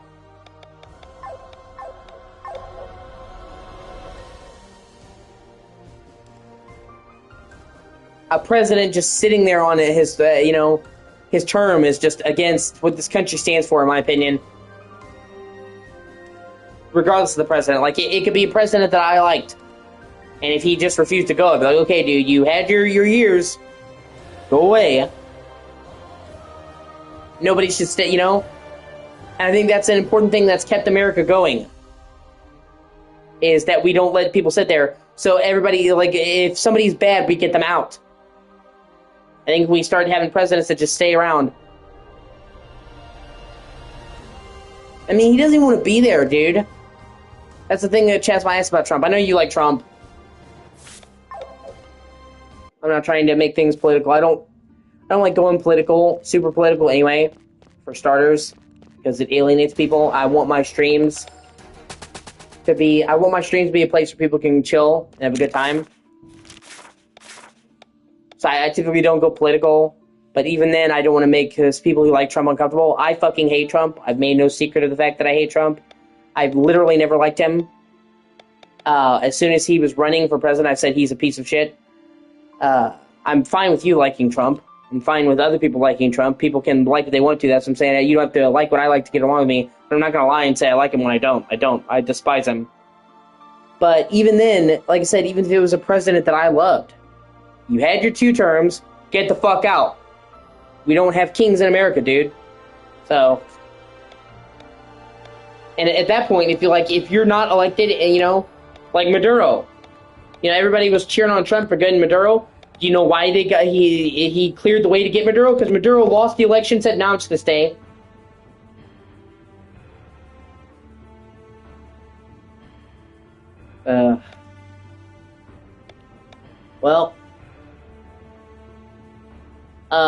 Well, if he decides to stick around, we're going to see one of 2 things happen. We're either going to see America turn into a tyrannical dictatorship, because that's what happens when somebody rules without having to leave, or they're going to lynch him. It's not the first time people in America have taken up arms, dude. And sadly, I know there are actually people who would just support Trump staying in office against his term being over. That disgusts me. I don't care if you're a Republican. I don't care if you like Trump.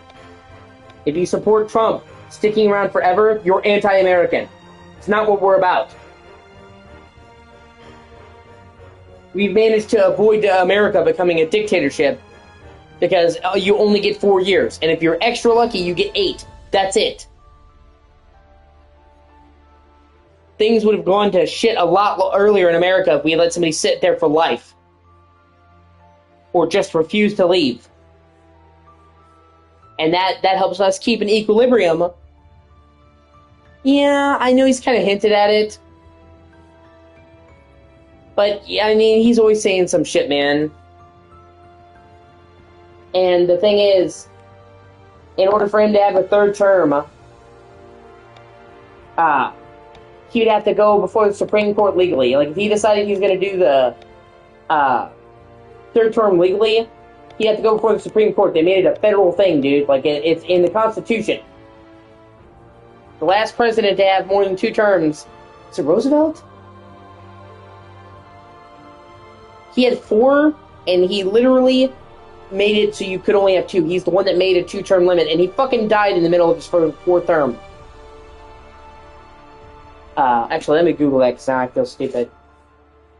So it's a federal law. Like, he'd have to go before the Supreme Court.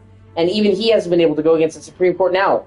He's all in a tizzy because the Supreme Court literally struck down his tariffs and now people are getting refunds. Of course, that money should be going to us because we're the ones that got fucked with the tariffs. But they literally stuck it down, stopped it. His tariffs are no longer in effect.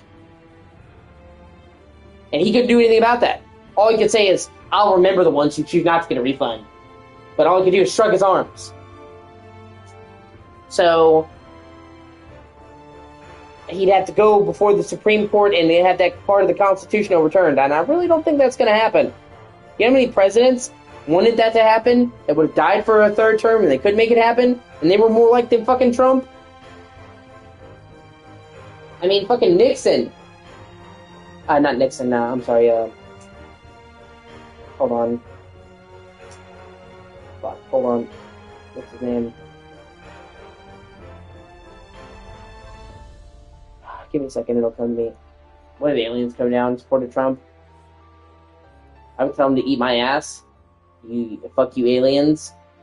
You're not from here. Your opinion means diddly dick. Go back up to your spaceship and jerk each other off. Nobody loves you.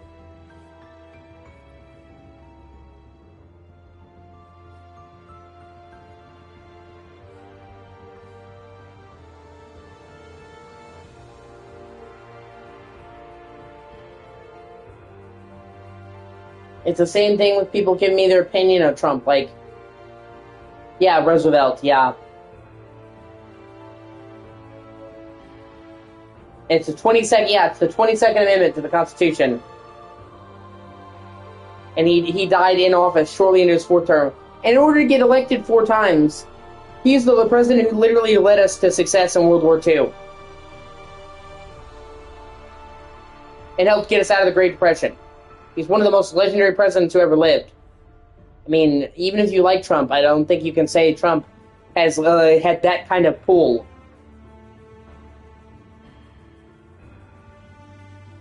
Like, he led us out of the Great Depression and fucking helped end World War II. So, in order for him to get those 4 terms, he literally had to do some of the most badass shit the president has ever done. With the World War. So, Trump, even if you like Trump, he doesn't have that kind of pull. He didn't end a fucking World War. In fact, he's now starting wars. And I know a bunch of people now who are upset at him about that, too, because I had a friend, Alex. He supported Trump because Trump was actually anti-war and it was pulling people out of Iraq. And I mean, of course, he was continuing what Obama started.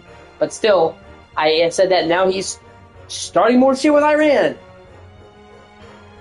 So a lot of people, that was like the main reason they liked Trump. It's because he was a president that wasn't getting us involved in fucking pointless wars. And then what did he do? I honestly don't think we should police the world. I think we've done too much of that. I think we need to focus more on our borders. I mean, we have to be involved in the affairs of the world to some capacity because we're a superpower, but we're too involved in other countries as it is. If you made me the president, God forbid, I would definitely pull us away from the rest of the world and let them handle more of their own shit. We're not the world police. We shouldn't be the world police. We should help and interfere in certain things because we're a superpower. We're going to get dragged into certain things, but we are meddling too much. If it was up to me, America would be focused more on itself. And I think we're too focused on other countries, and this country is suffering because of that. I'm not saying, we shouldn't worry about any country or whatsoever, just us. But we need to worry a bit more about us right now, especially because we've let that go. And I was excited. The one thing I could really say I liked about Trump was that he wasn't having us in a fucking war. And then he ruined it. That really fucking sucks.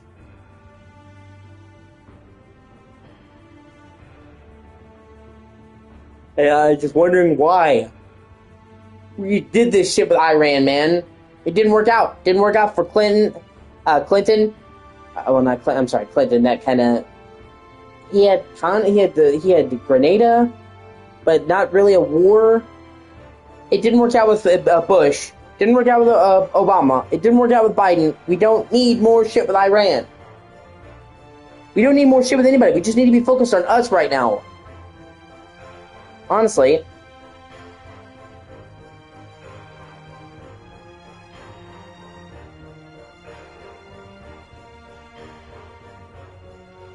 And, you know, Trump treats that as part of his stance for anti-immigration, which is fine. But that's what I'm saying. It's more than just stopping people. Focusing on this country is more than just stopping new people from entering. It's taking care of the people that are already here, which we're not doing.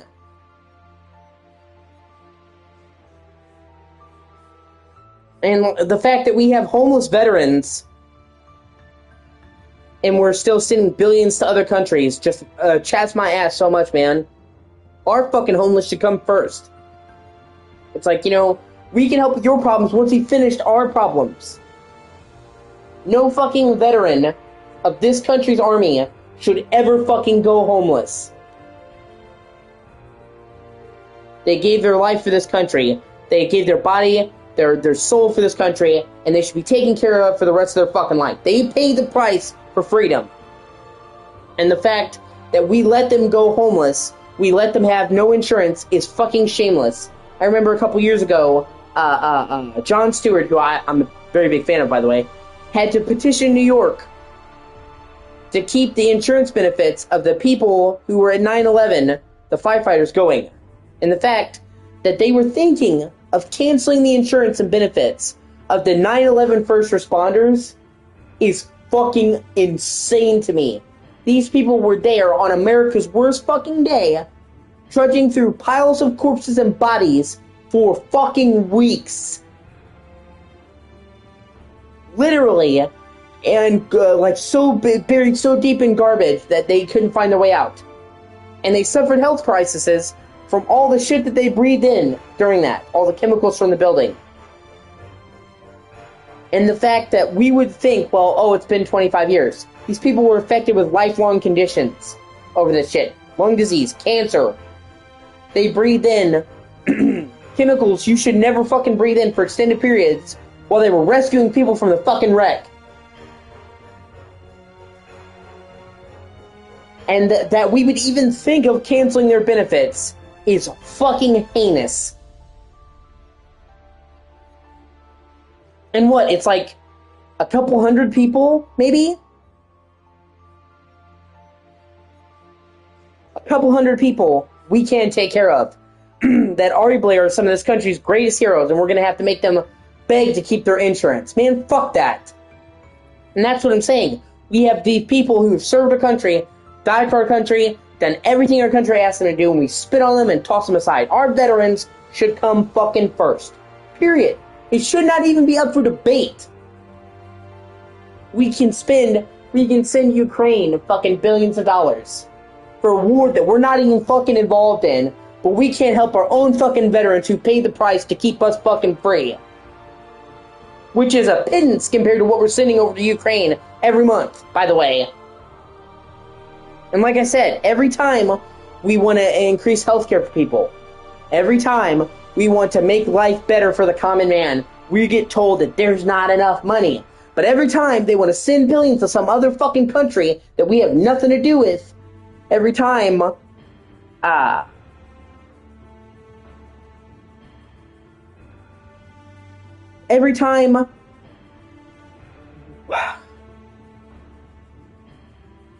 yeah, that's what I'm saying though, dude.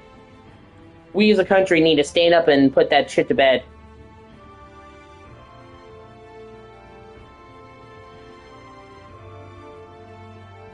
Yeah, that's fair. I'm just tired, dude. I'm so tired of the bullshit, man.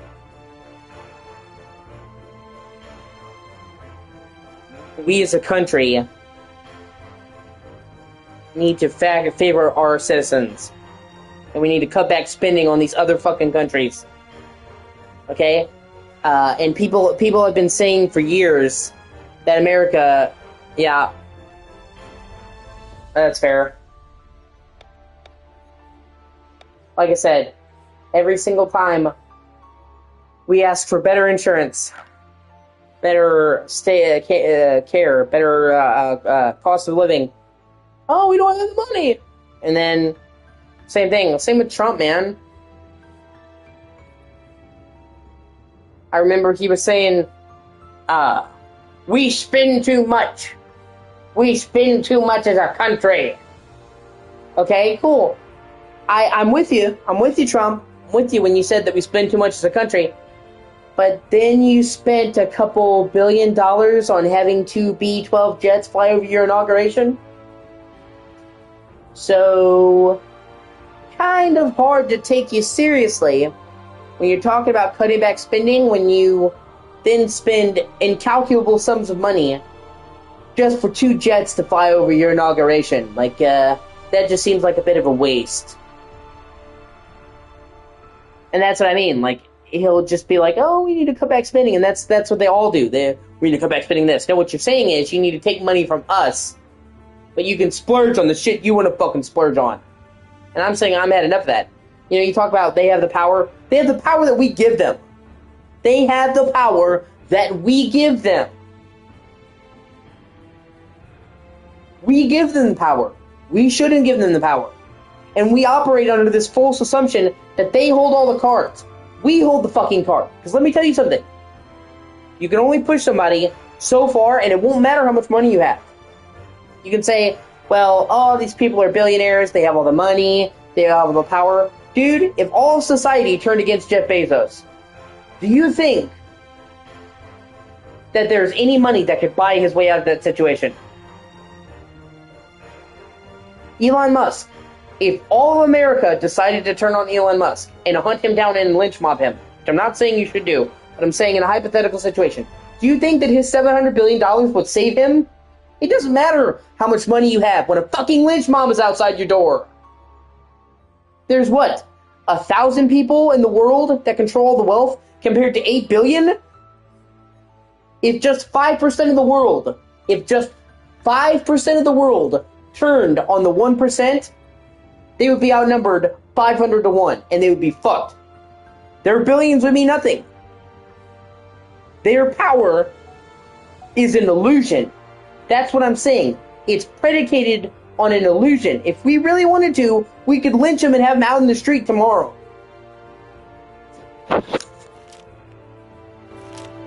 Yeah.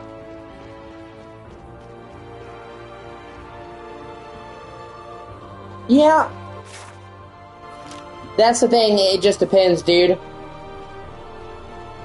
And also, if there was a country... if there was a country that you didn't want to fuck with, the population would be America. We're armed to the teeth.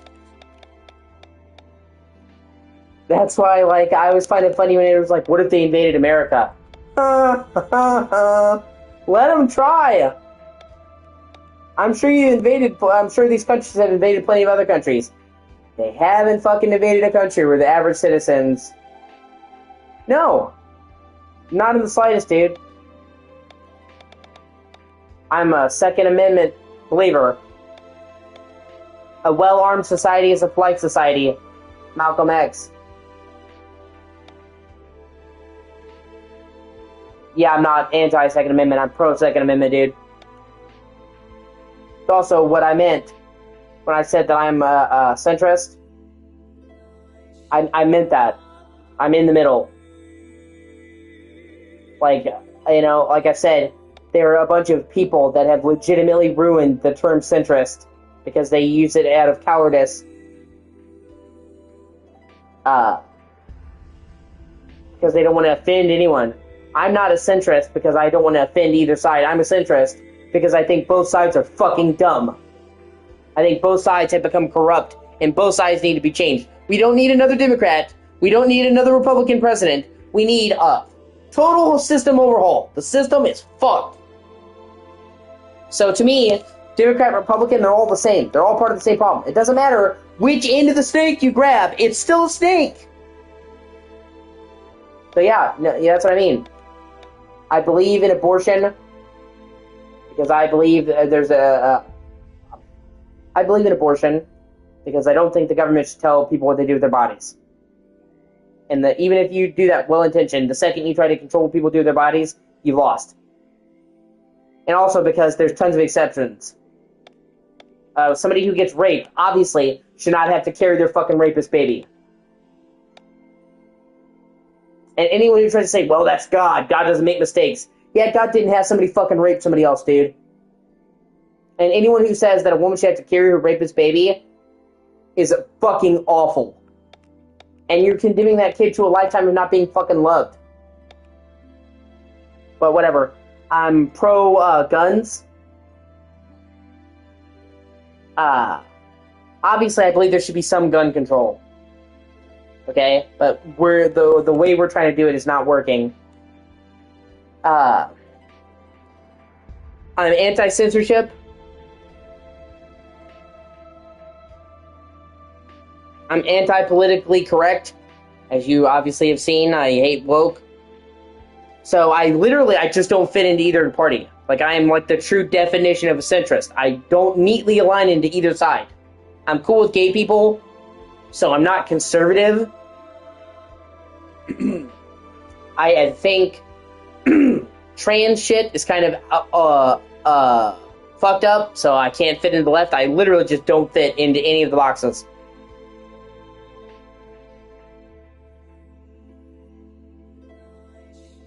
But yeah, that's what I'm saying. You know, anyone who tries to invade this country, God help them. All these countries that have been invaded were poor, downtrodden people who didn't have the means to fight back, dude. I can't imagine any invading country who tries to invade America getting farther than the South, man. Imagine trying to push your way through, like, say, Florida. So imagine somebody trying to invade from Florida and pushing through swampy terrain with people who know the terrain and are armed to the fucking teeth.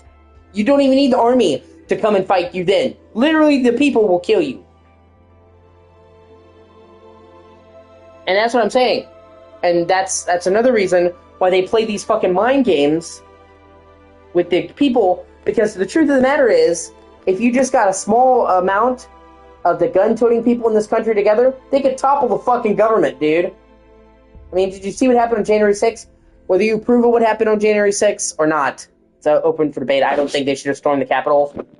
Protesting outside the Capitol is one thing. I think actually, like, they were actually looking for politicians to beat them or kill them. That's too much. Like, if they had just went to the gates and said, fuck you, suck a dick, whatever, okay, you have the right to peaceful assembly, protest, but I don't support any kind of destruction in anything. Like, I didn't support the left with BLM, them rioting and looting. I don't support the right storming the Capitol building. If they went to the gates, okay, but, like, they actually were looking for Nancy Pelosi to beat the shit out of her, that's not okay. No political violence is ever okay. In my opinion. Very, very rare exceptions. I'm talking about, like, a total societal collapse.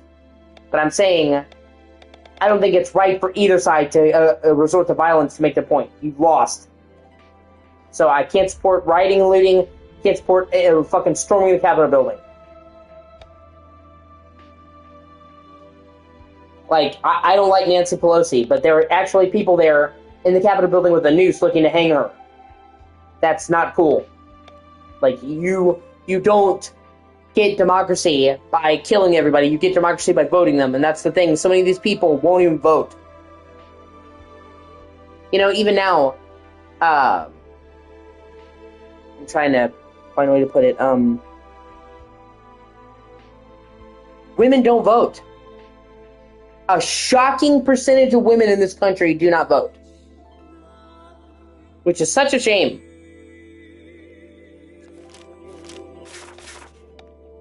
So many women fucking suffered and bled and died to give them the right to vote, and then they waste it. They don't even vote.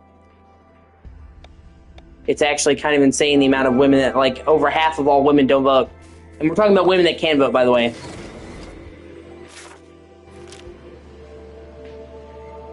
At all. They don't vote at all. Or they just vote with their husband votes, which is also a shame. Just because you're with somebody. I mean, don't get me wrong. Some of that, I'm sure, is because they agree. a lot of people get together and marry because they have a lot in common. But I'm saying there are women who don't even believe in that, and they vote with their husband's votes. That's just a waste.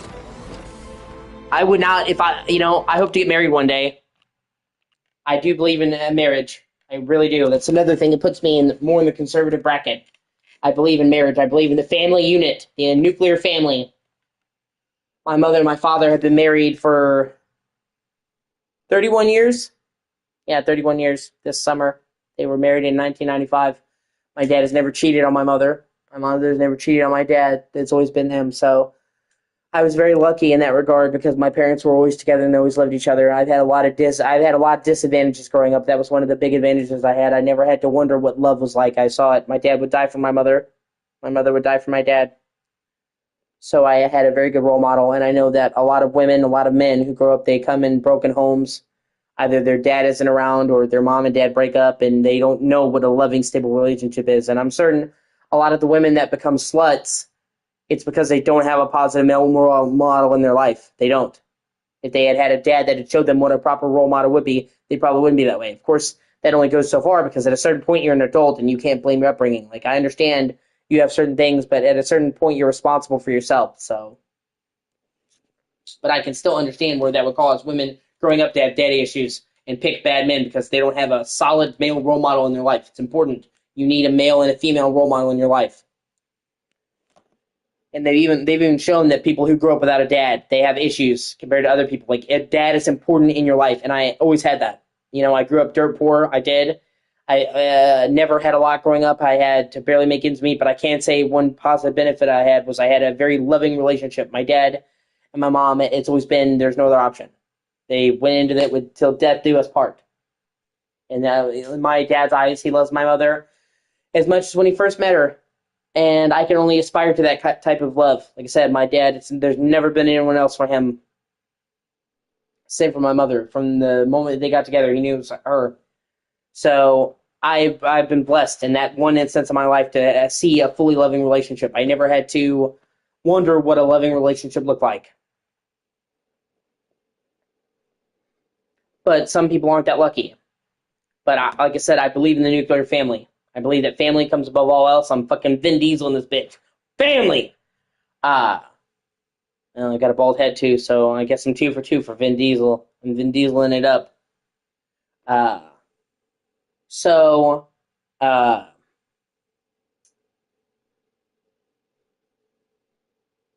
I believe in the nuclear family.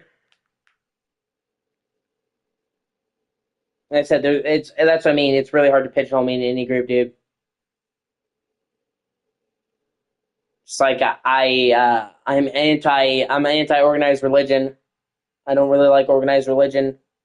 I think when people get organized and into anything, it just causes dumb shit. Every time you get a bunch of people together, it causes fucking mental retardation.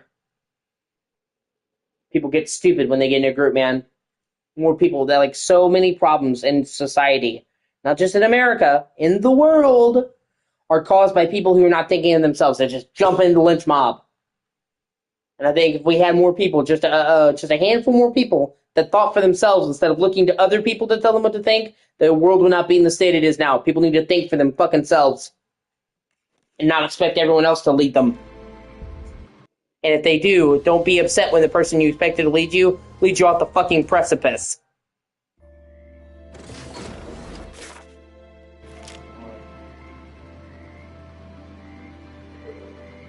Oh shit. Yeah.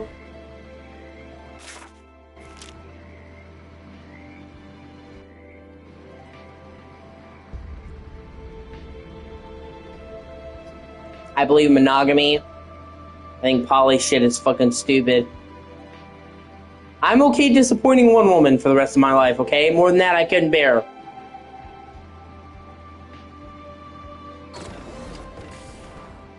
It's like, can you imagine having 3 women? Yeah, I can imagine having 3 women. That sounds fucking exhausting.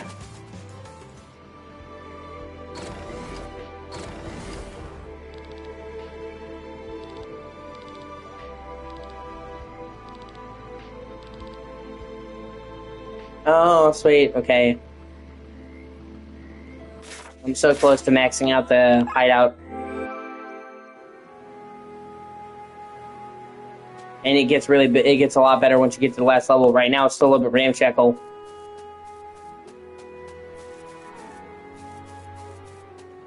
I think there's only like 3 more recruits. I'm gonna probably finish it out and then probably go to sleep. I've been up all night.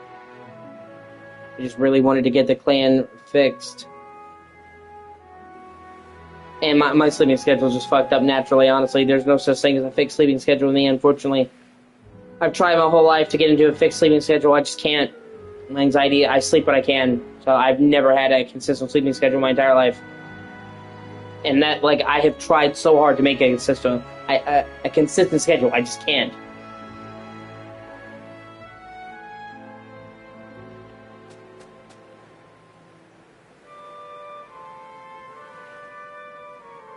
I think there's only 3 more recruits left, and I'll max it out.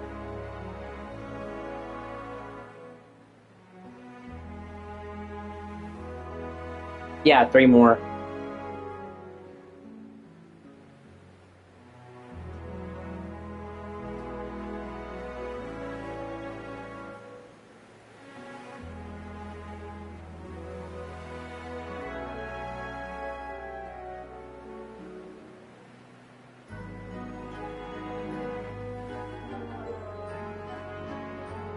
Okay.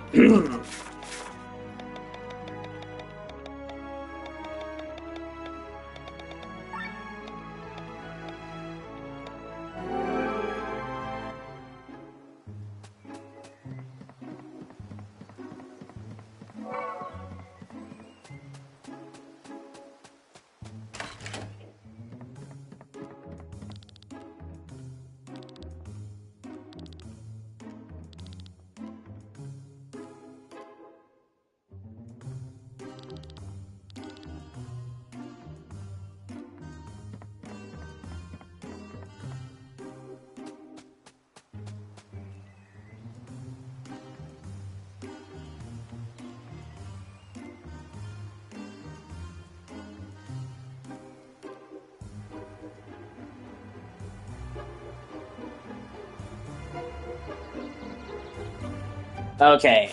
And then another one is really easy. I just gotta get in the camp. There we go.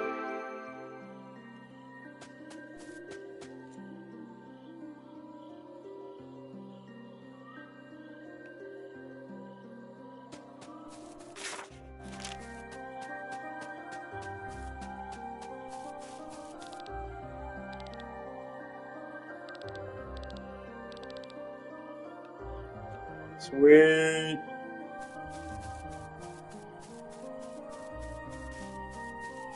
And I couldn't even access this part of the map before. Treasure! Sweet, that's one of the ultimate weapons.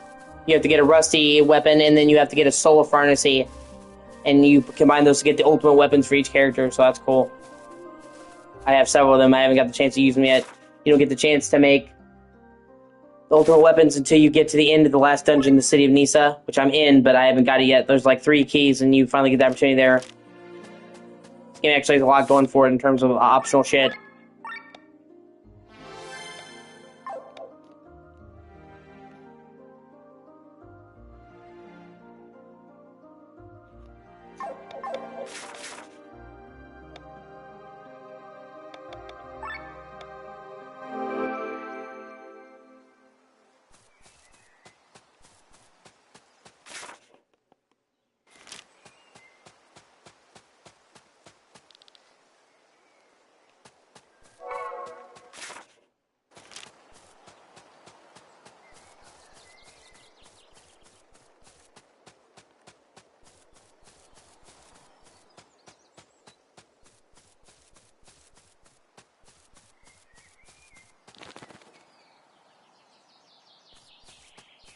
Yeah, it's sad. They destroyed that. When you first get to this village, it's so living and full of life, and then they burn it to shit.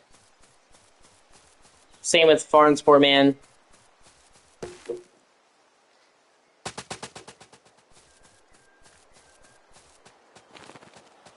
Like, this whole game is about the horrors of war. and they actually do not shy away from that. Like, you may be fooled by the graphics, like the aesthetics. This game actually has some real dark shit in it.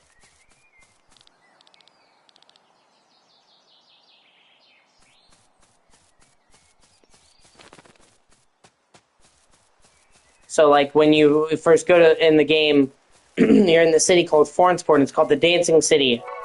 And it's like, oh, happy-go-lucky, yay! And then you fucking, later in the game, the enemy country takes over, and you see the music changes. Nobody's dancing anymore, and there's fucking dead bodies hanging from the walls. Like, oh shit! This got dark! So, like, they actually do a really good job of, like, showing a horrors of war. Like, this town is beautiful. Then after a certain point in the story, it gets bombed to shit. There's no more music, the buildings are half ruined, and it's like, wow, this is really depressing. So it's like, I think it's kind of funny, because, like, people may take a look at this game's arsenal and think, oh, this is gonna be a cheery game. No! There's actually a lot of really grim shit in this game. A fucking serial killer who murders people and puts their souls in plants. Like, really dark shit.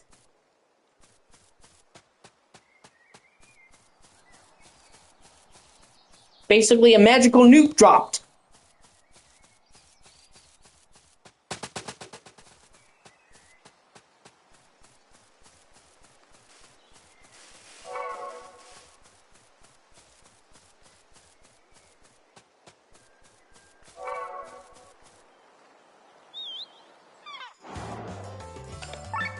Okay. I'm being fucking attacked by the vegetable crew. Well, alright then. It reminds me of how, like, in the Powerpuff Girls, there's a literal fucking villain.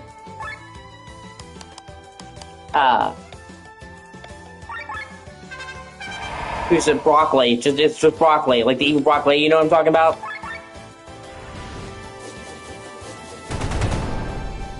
Oh shit.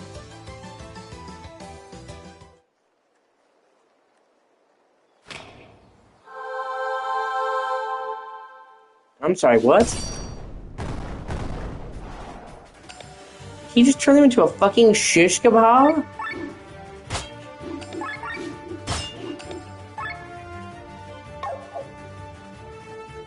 I'm sorry, what?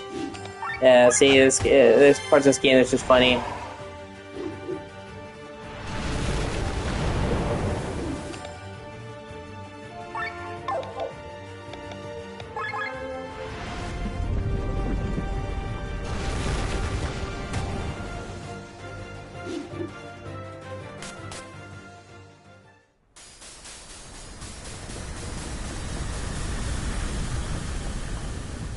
I'm over leveled for this boss fight. I don't think it would have been this easy if I had done this. I was supposed to do this quest much earlier and I just put it off.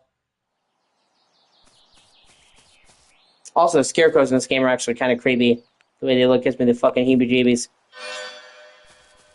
Oh, hey. Wait, give me actual... Yeah.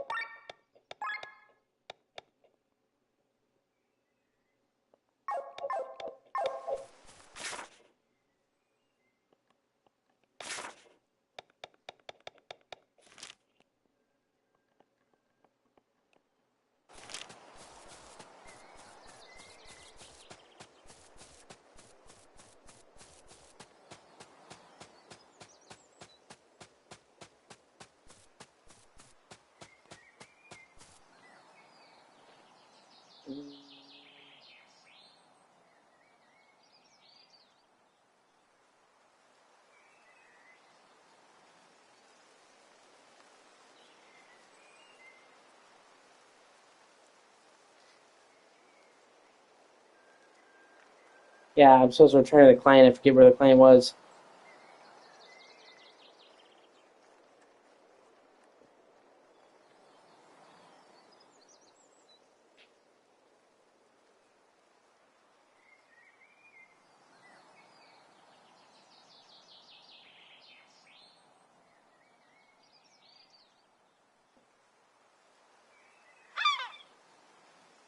Yeah, fuck you, Seagull.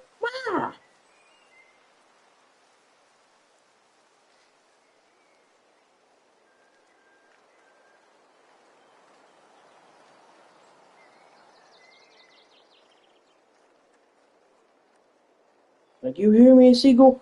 Fuck you!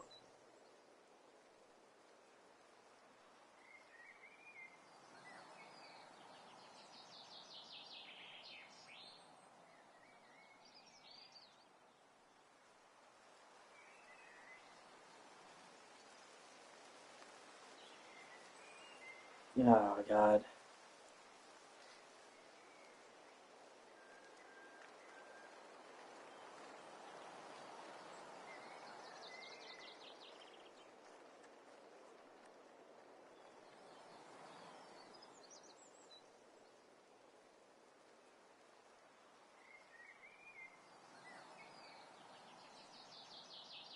Okay, I have to go to a spot on the world map now.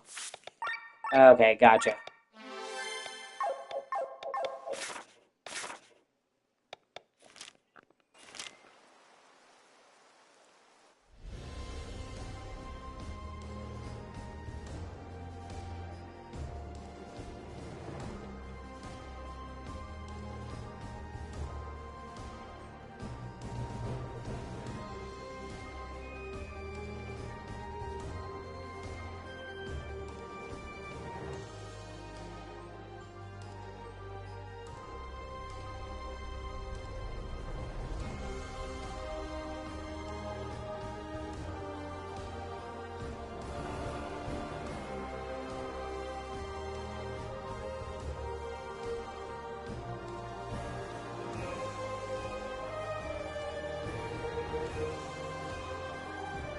God, I hate how loaded that some of these fucking pages are. They take forever to load up.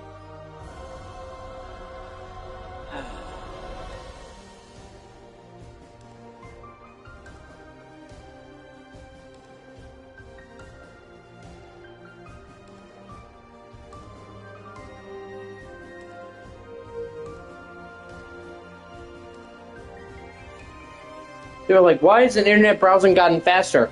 It's because, well, it does. They just load up the page with more ads to compensate. So we're stuck in the same spot. That's why. Like, oh, the phone's gonna load up more, so we can load more ads.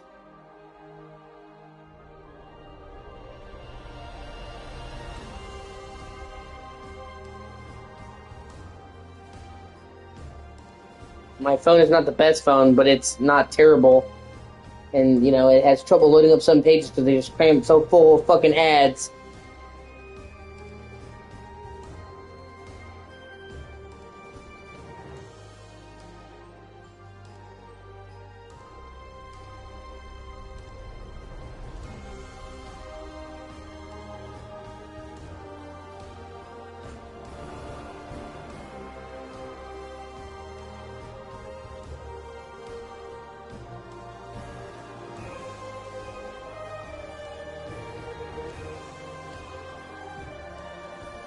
Oh my god.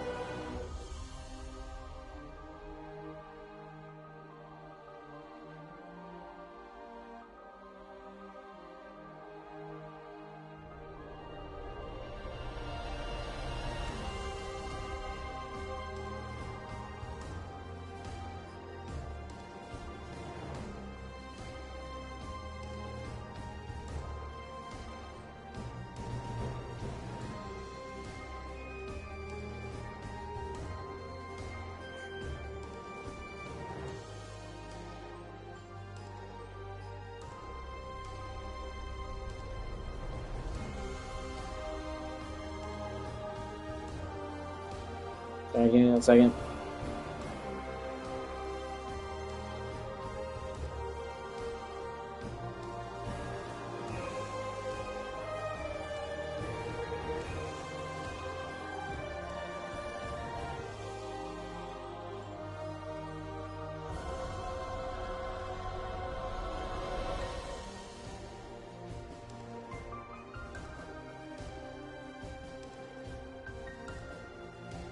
supposed to go to a specific spot, and I was trying to see where that spot was, and it was so slow to fucking load up, man.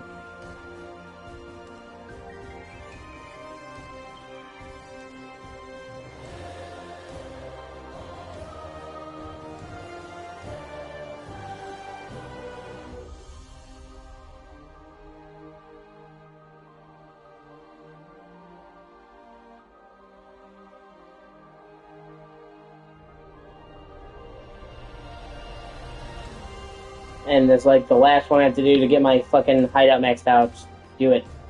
Fucking do it.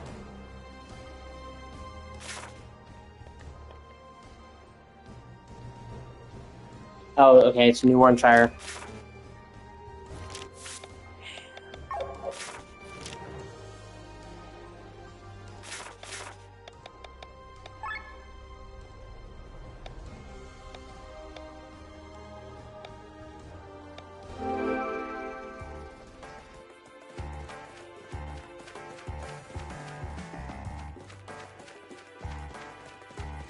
And well, actually, while I'm here, I can do something else. I have to follow these fucking octopus. Platypus? Platypus, I'm sorry. They lead you to treasure.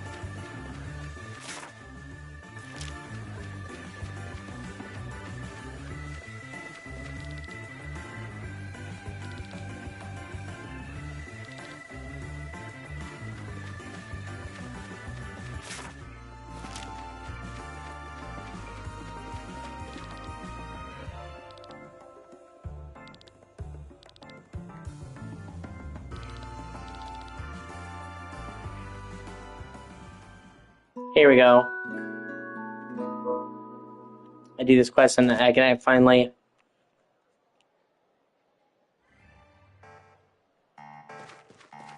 max out the clan.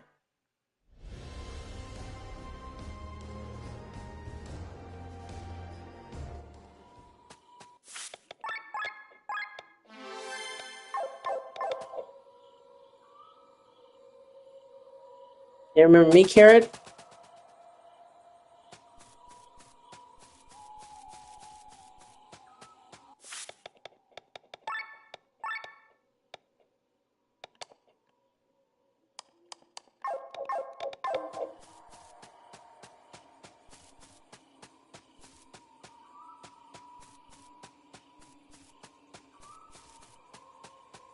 Oh, fucking breakfast crew is here.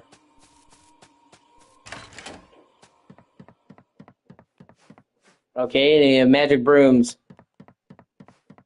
I'm sorry, is that a fucking pig smoking a cigar wearing sunglasses? Oh no, we've been spotted. Dude, what the fuck? I mean, that pig is cool as shit, but yeah.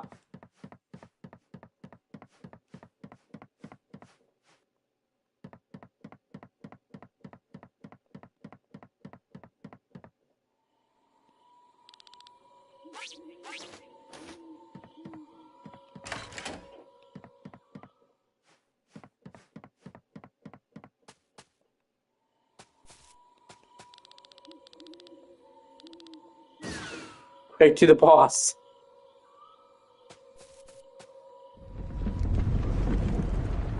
I'm sorry, is that dude riding a giant pig? What is this, fucking Minecraft?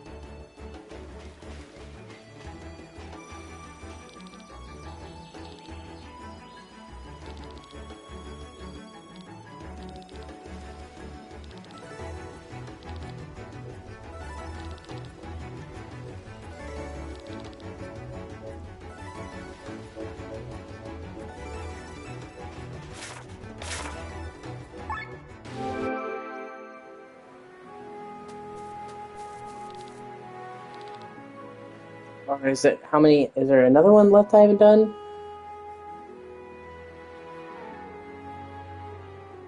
Yeah, obviously. Hold on, let me check the list. I haven't noticed any change, and you would notice a major change once you go from one level to another. It actually improves a lot.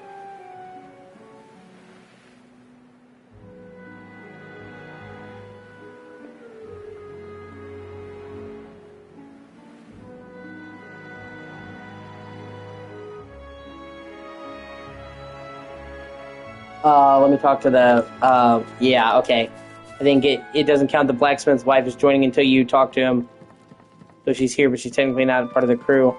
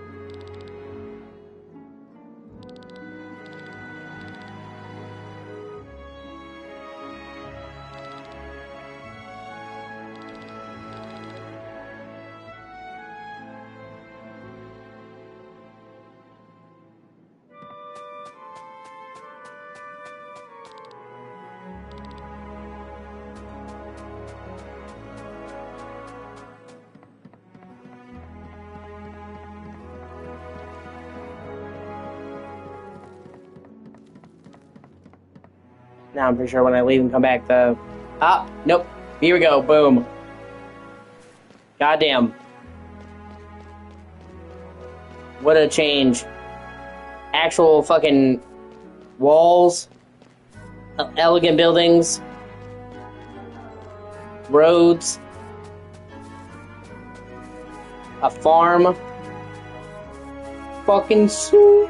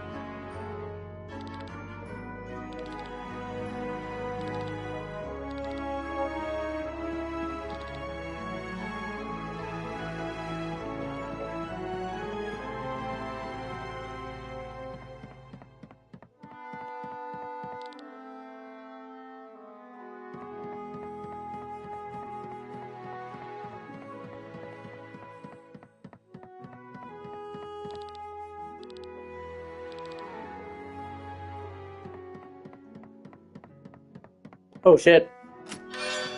Puckle gun. Yo. Upgrade.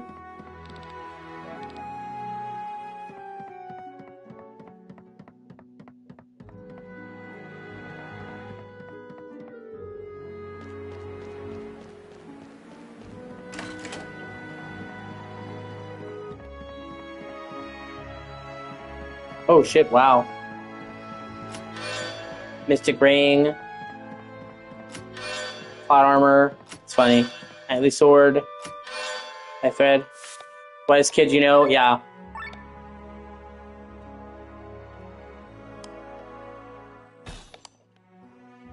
Yeah.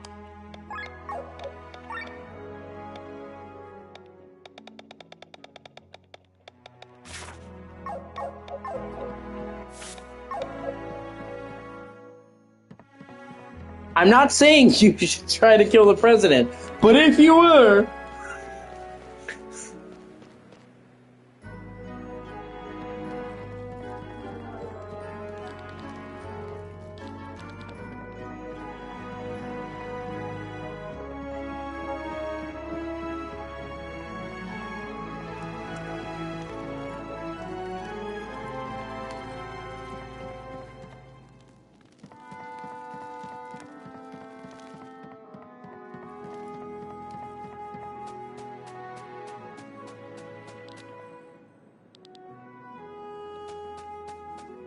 Oh, fuck yeah.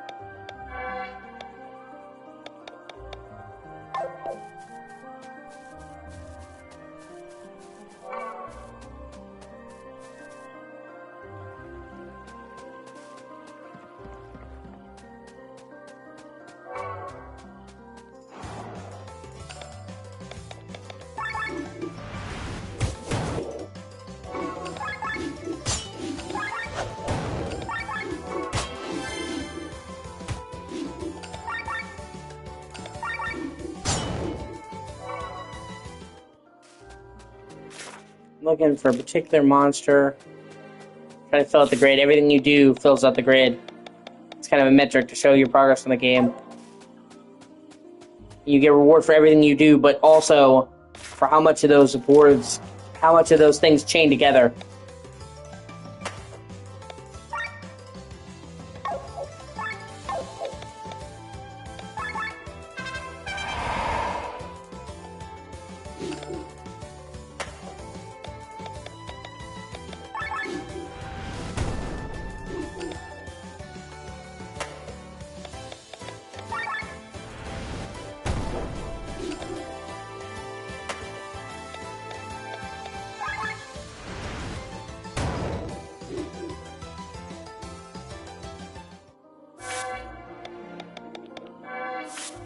See, it's not just how much you've done, it's how many you have in a row. And the goal is to, after you've done everything, have everything together and have the highest chain. but it creates an interesting system where you have to try and connect the chains together. Each area fills out a different part on the grid.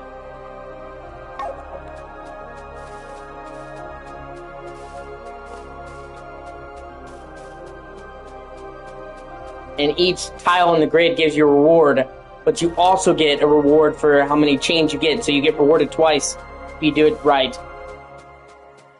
And it's good because it gives you a helpful guide to track how much you've done in the game, what you have and haven't done. Once you start playing a game like this and you get a lot of shit done, it can be hard to say, okay, I've done 60% of the game, but which percent did I do? And it can be hard to keep track of what things you're missing, but not really in this game because you can see, oh, hey, here's what I've done. Bop, bop, bop, bop, bop, bop, bop. Like I said, a lot of the things in this game are really smart.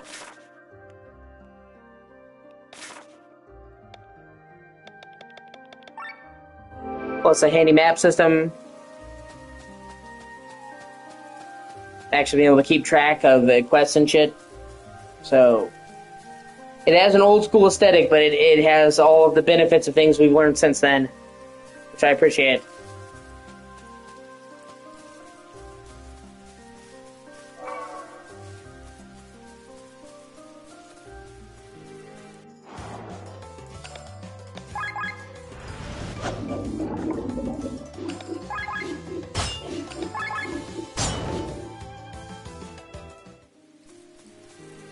Like I said, the fact that this game was made by literally one guy is fucking absurd in the best possible way.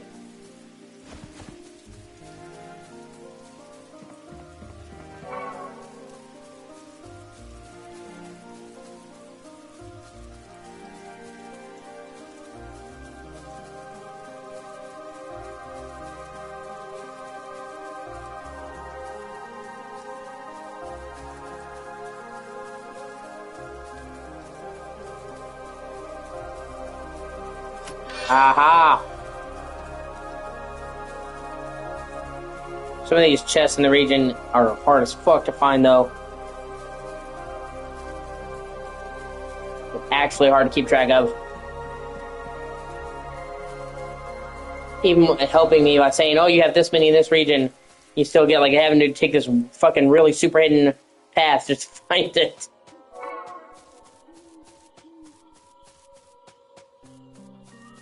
I've definitely taken my time and looked around for all the treasure chests I could find, but man, I've still missed quite a few. And I probably will have to use a guide to find all of them, because some of them are really well fucking hidden, man.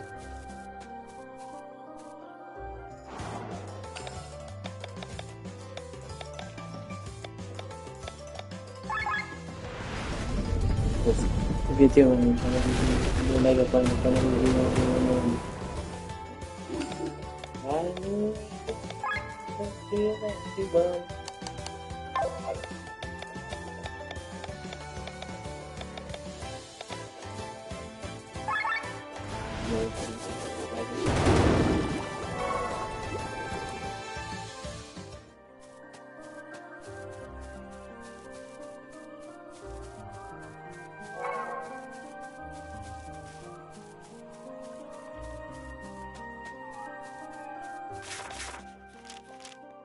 Oh, shit.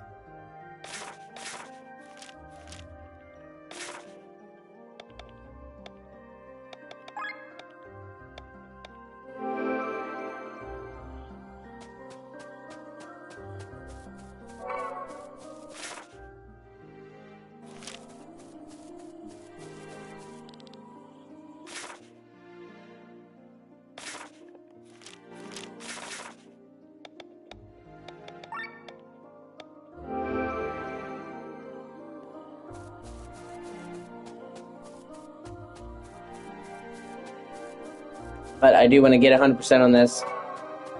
I came very close to getting it back at release, and I just got away from it, and after so long it had been too long, I wouldn't have known where to pick up where I left off. So I said, fuck it, and then the DLC came out, and I'm like, well, now I really want to do it, but it's been too long, so I said, hey, I'm going to start over, I'm going to do 100%, and then finally do the DLC, which I'm going to do, and I haven't played the DLC, and I haven't seen anything of the DLC. I've avoided spoilers because I love this game so much. I went into this game blind and was quite surprised I didn't want anything ruined, so going to the DLC would be pretty fresh, and I've heard that the DLC sets up a sequel.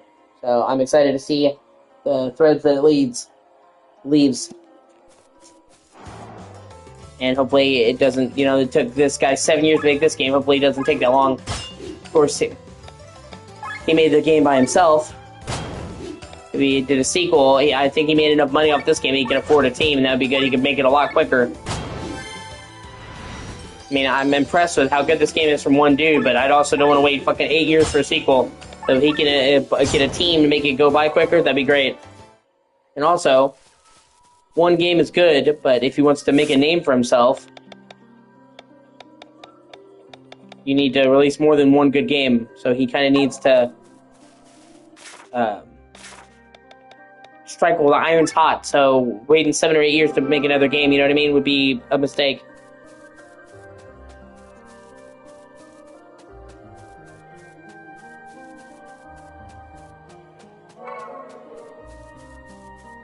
We built up a lot of street cred and a lot of hype with this game, and this game didn't blow the world, but he made a pretty good profit off of it, obviously, especially being only one man making it. But I think with him having his foot in the door, I mean, this is his first game. He made it part-time and while he's teaching himself to code. So with the second game, he can take everything he's learned from this, as well as him being able to make it his full attention. So I think this game is great. I really love this game, but I think a sequel to this, with a bigger budget, relatively bigger, I'm not expecting GTA budget, but bigger than one dude, could be an all-time great game. Like, something truly special. Because, like I said, this game is fucking awesome, and this is him by himself, with a no budget and no prior experience. Imagine what he could do now that he has experience making this type of game, and he knows how to make this type of game. I guarantee you, whatever game he does now will be leaps and bounds better than that, because the hard part's over. He learned how to make this type of game, and he learned how to code. And before he had to do it, like, part-time on the weekends. Now he can make the game, making the sequel, or whatever other game he makes. I hope he makes a sequel, but whatever he makes, he can make it his full focus. So I have a feeling this is just his first step into the wide ocean, and that he can only get better from here. And he seems like a really humble dude that actually talks to people and listens to the fans. People had complaints with this game, and he patched them and fixed them. So he's not like it's not like a Phil Fish where he's an indie guy who strikes it big and then shits on the fans. So, like, this game is awesome, but I honestly think that Chained Echoes 2 could potentially be one of the greatest RPGs ever made ever. This was his first go. And I guarantee you, he made so many mistakes along the way. He had to figure out how to make a game, what he wanted to make, and what was the core of this game. Because just because you know what an RPG is doesn't mean you know what your RPG is. Obviously, this is not like any other game out there. It takes homage from those classic games, but it's very much its own thing. But he's learned how to code. He's gotten the experience of having to make that game out of the way. He knows the vision, what this is. He spent so long trying to figure out, what do I want my game to be? Now he knows the vision. He just has to iterate on it and tune it up. And I guarantee you, if they were to do a Chained Echoes 2, it would be an all-time great game. And I hope he does. He said he wants to, so I'm assuming he will, but until I get an absolute, I am working on Chained Echoes 2. You know? Saying you want to is not the same as I am currently making this. But I can only hope, because this game is so fucking good, man. Like I said, if this was his rough draft, working part-time, I can't even begin to imagine what he could do with that experience under his belt, a full budget, and full-time development on this. Like I said, all-time great RPG contender, possibly.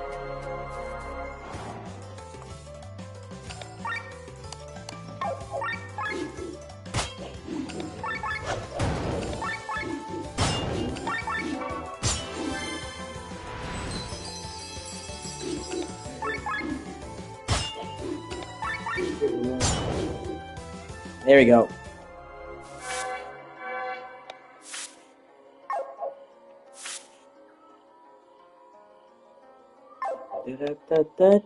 I'm hating it. Let's see if I could just get... See, right now my chain level's 38, but I have a lot more spaces on the board filled out. It's about connecting them together. So, like, say, if I could just get this one chain right here on the grid, it would connect me to all of this whole part of the board going down, and my chain level would instantly like double. Because I mean, it adds a different level to it.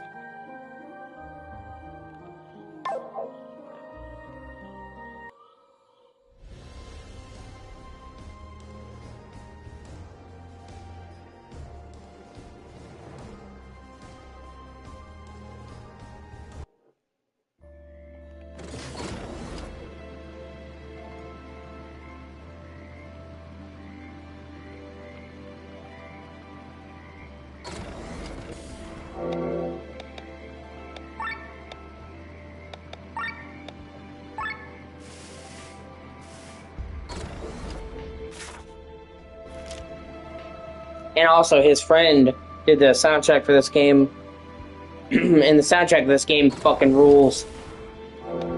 And his friend wasn't a music composer. His friend did music in his spare time as well. So, at the very least, I hope his friend keeps making soundtracks for games. His friend did a fucking bang-up job in this game, man. Soundtrack in this game fucking rules.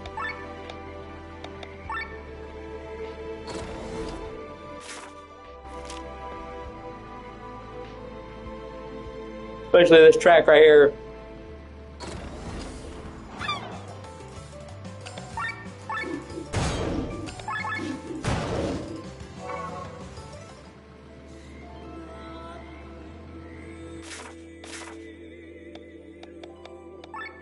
The slow music, the fucking weird orchestral chanting.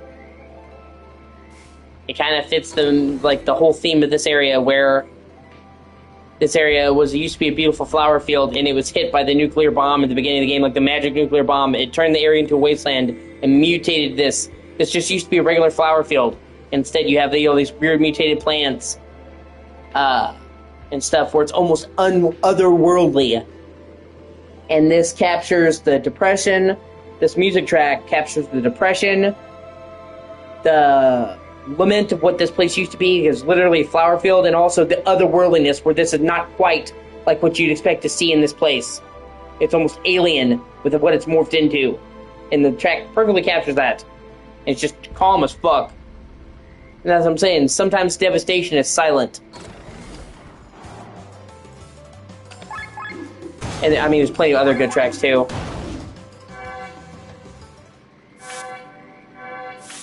See, my chain level just went from 38 to 53. Because I was missing that one link to chain them together.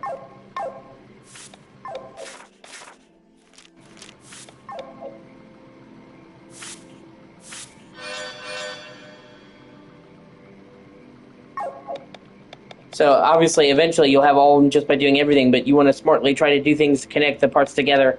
And like you can see, I have a lot more here. You see the yellow is what I've done that's connected. I have a lot more that's not connected just because, do whatever. So it's like, hey, if I do one thing here, I can chain them together.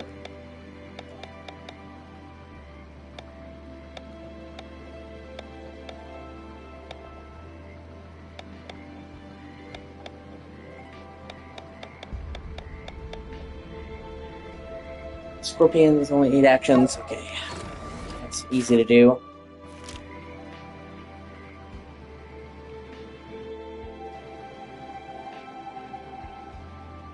There they are.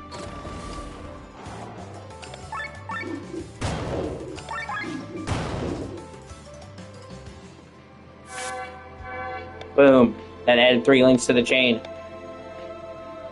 We need an encounter with an all-girls team, okay?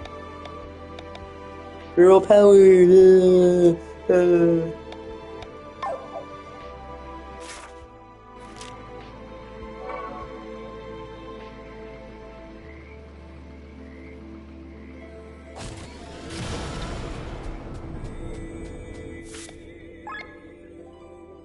Yeah, I'm tired and I completed what I set out to do, so I'm gonna save and I'm gonna go to bed probably. And I'll probably play some more of this when I come back. Just I wanted to finish that and say I maxed out the clan, but there's still a lot more to do, and I want to eventually get it all. And I also want to do the DLC. I really want to do the DLC really bad. And I'll probably try to finish the rest of the main story today and then do the DLC, and then after that I can work on getting 100%. And in the meantime, I just want to get into the DLC as soon as possible. I'll be back after I sleep. Thank you for watching.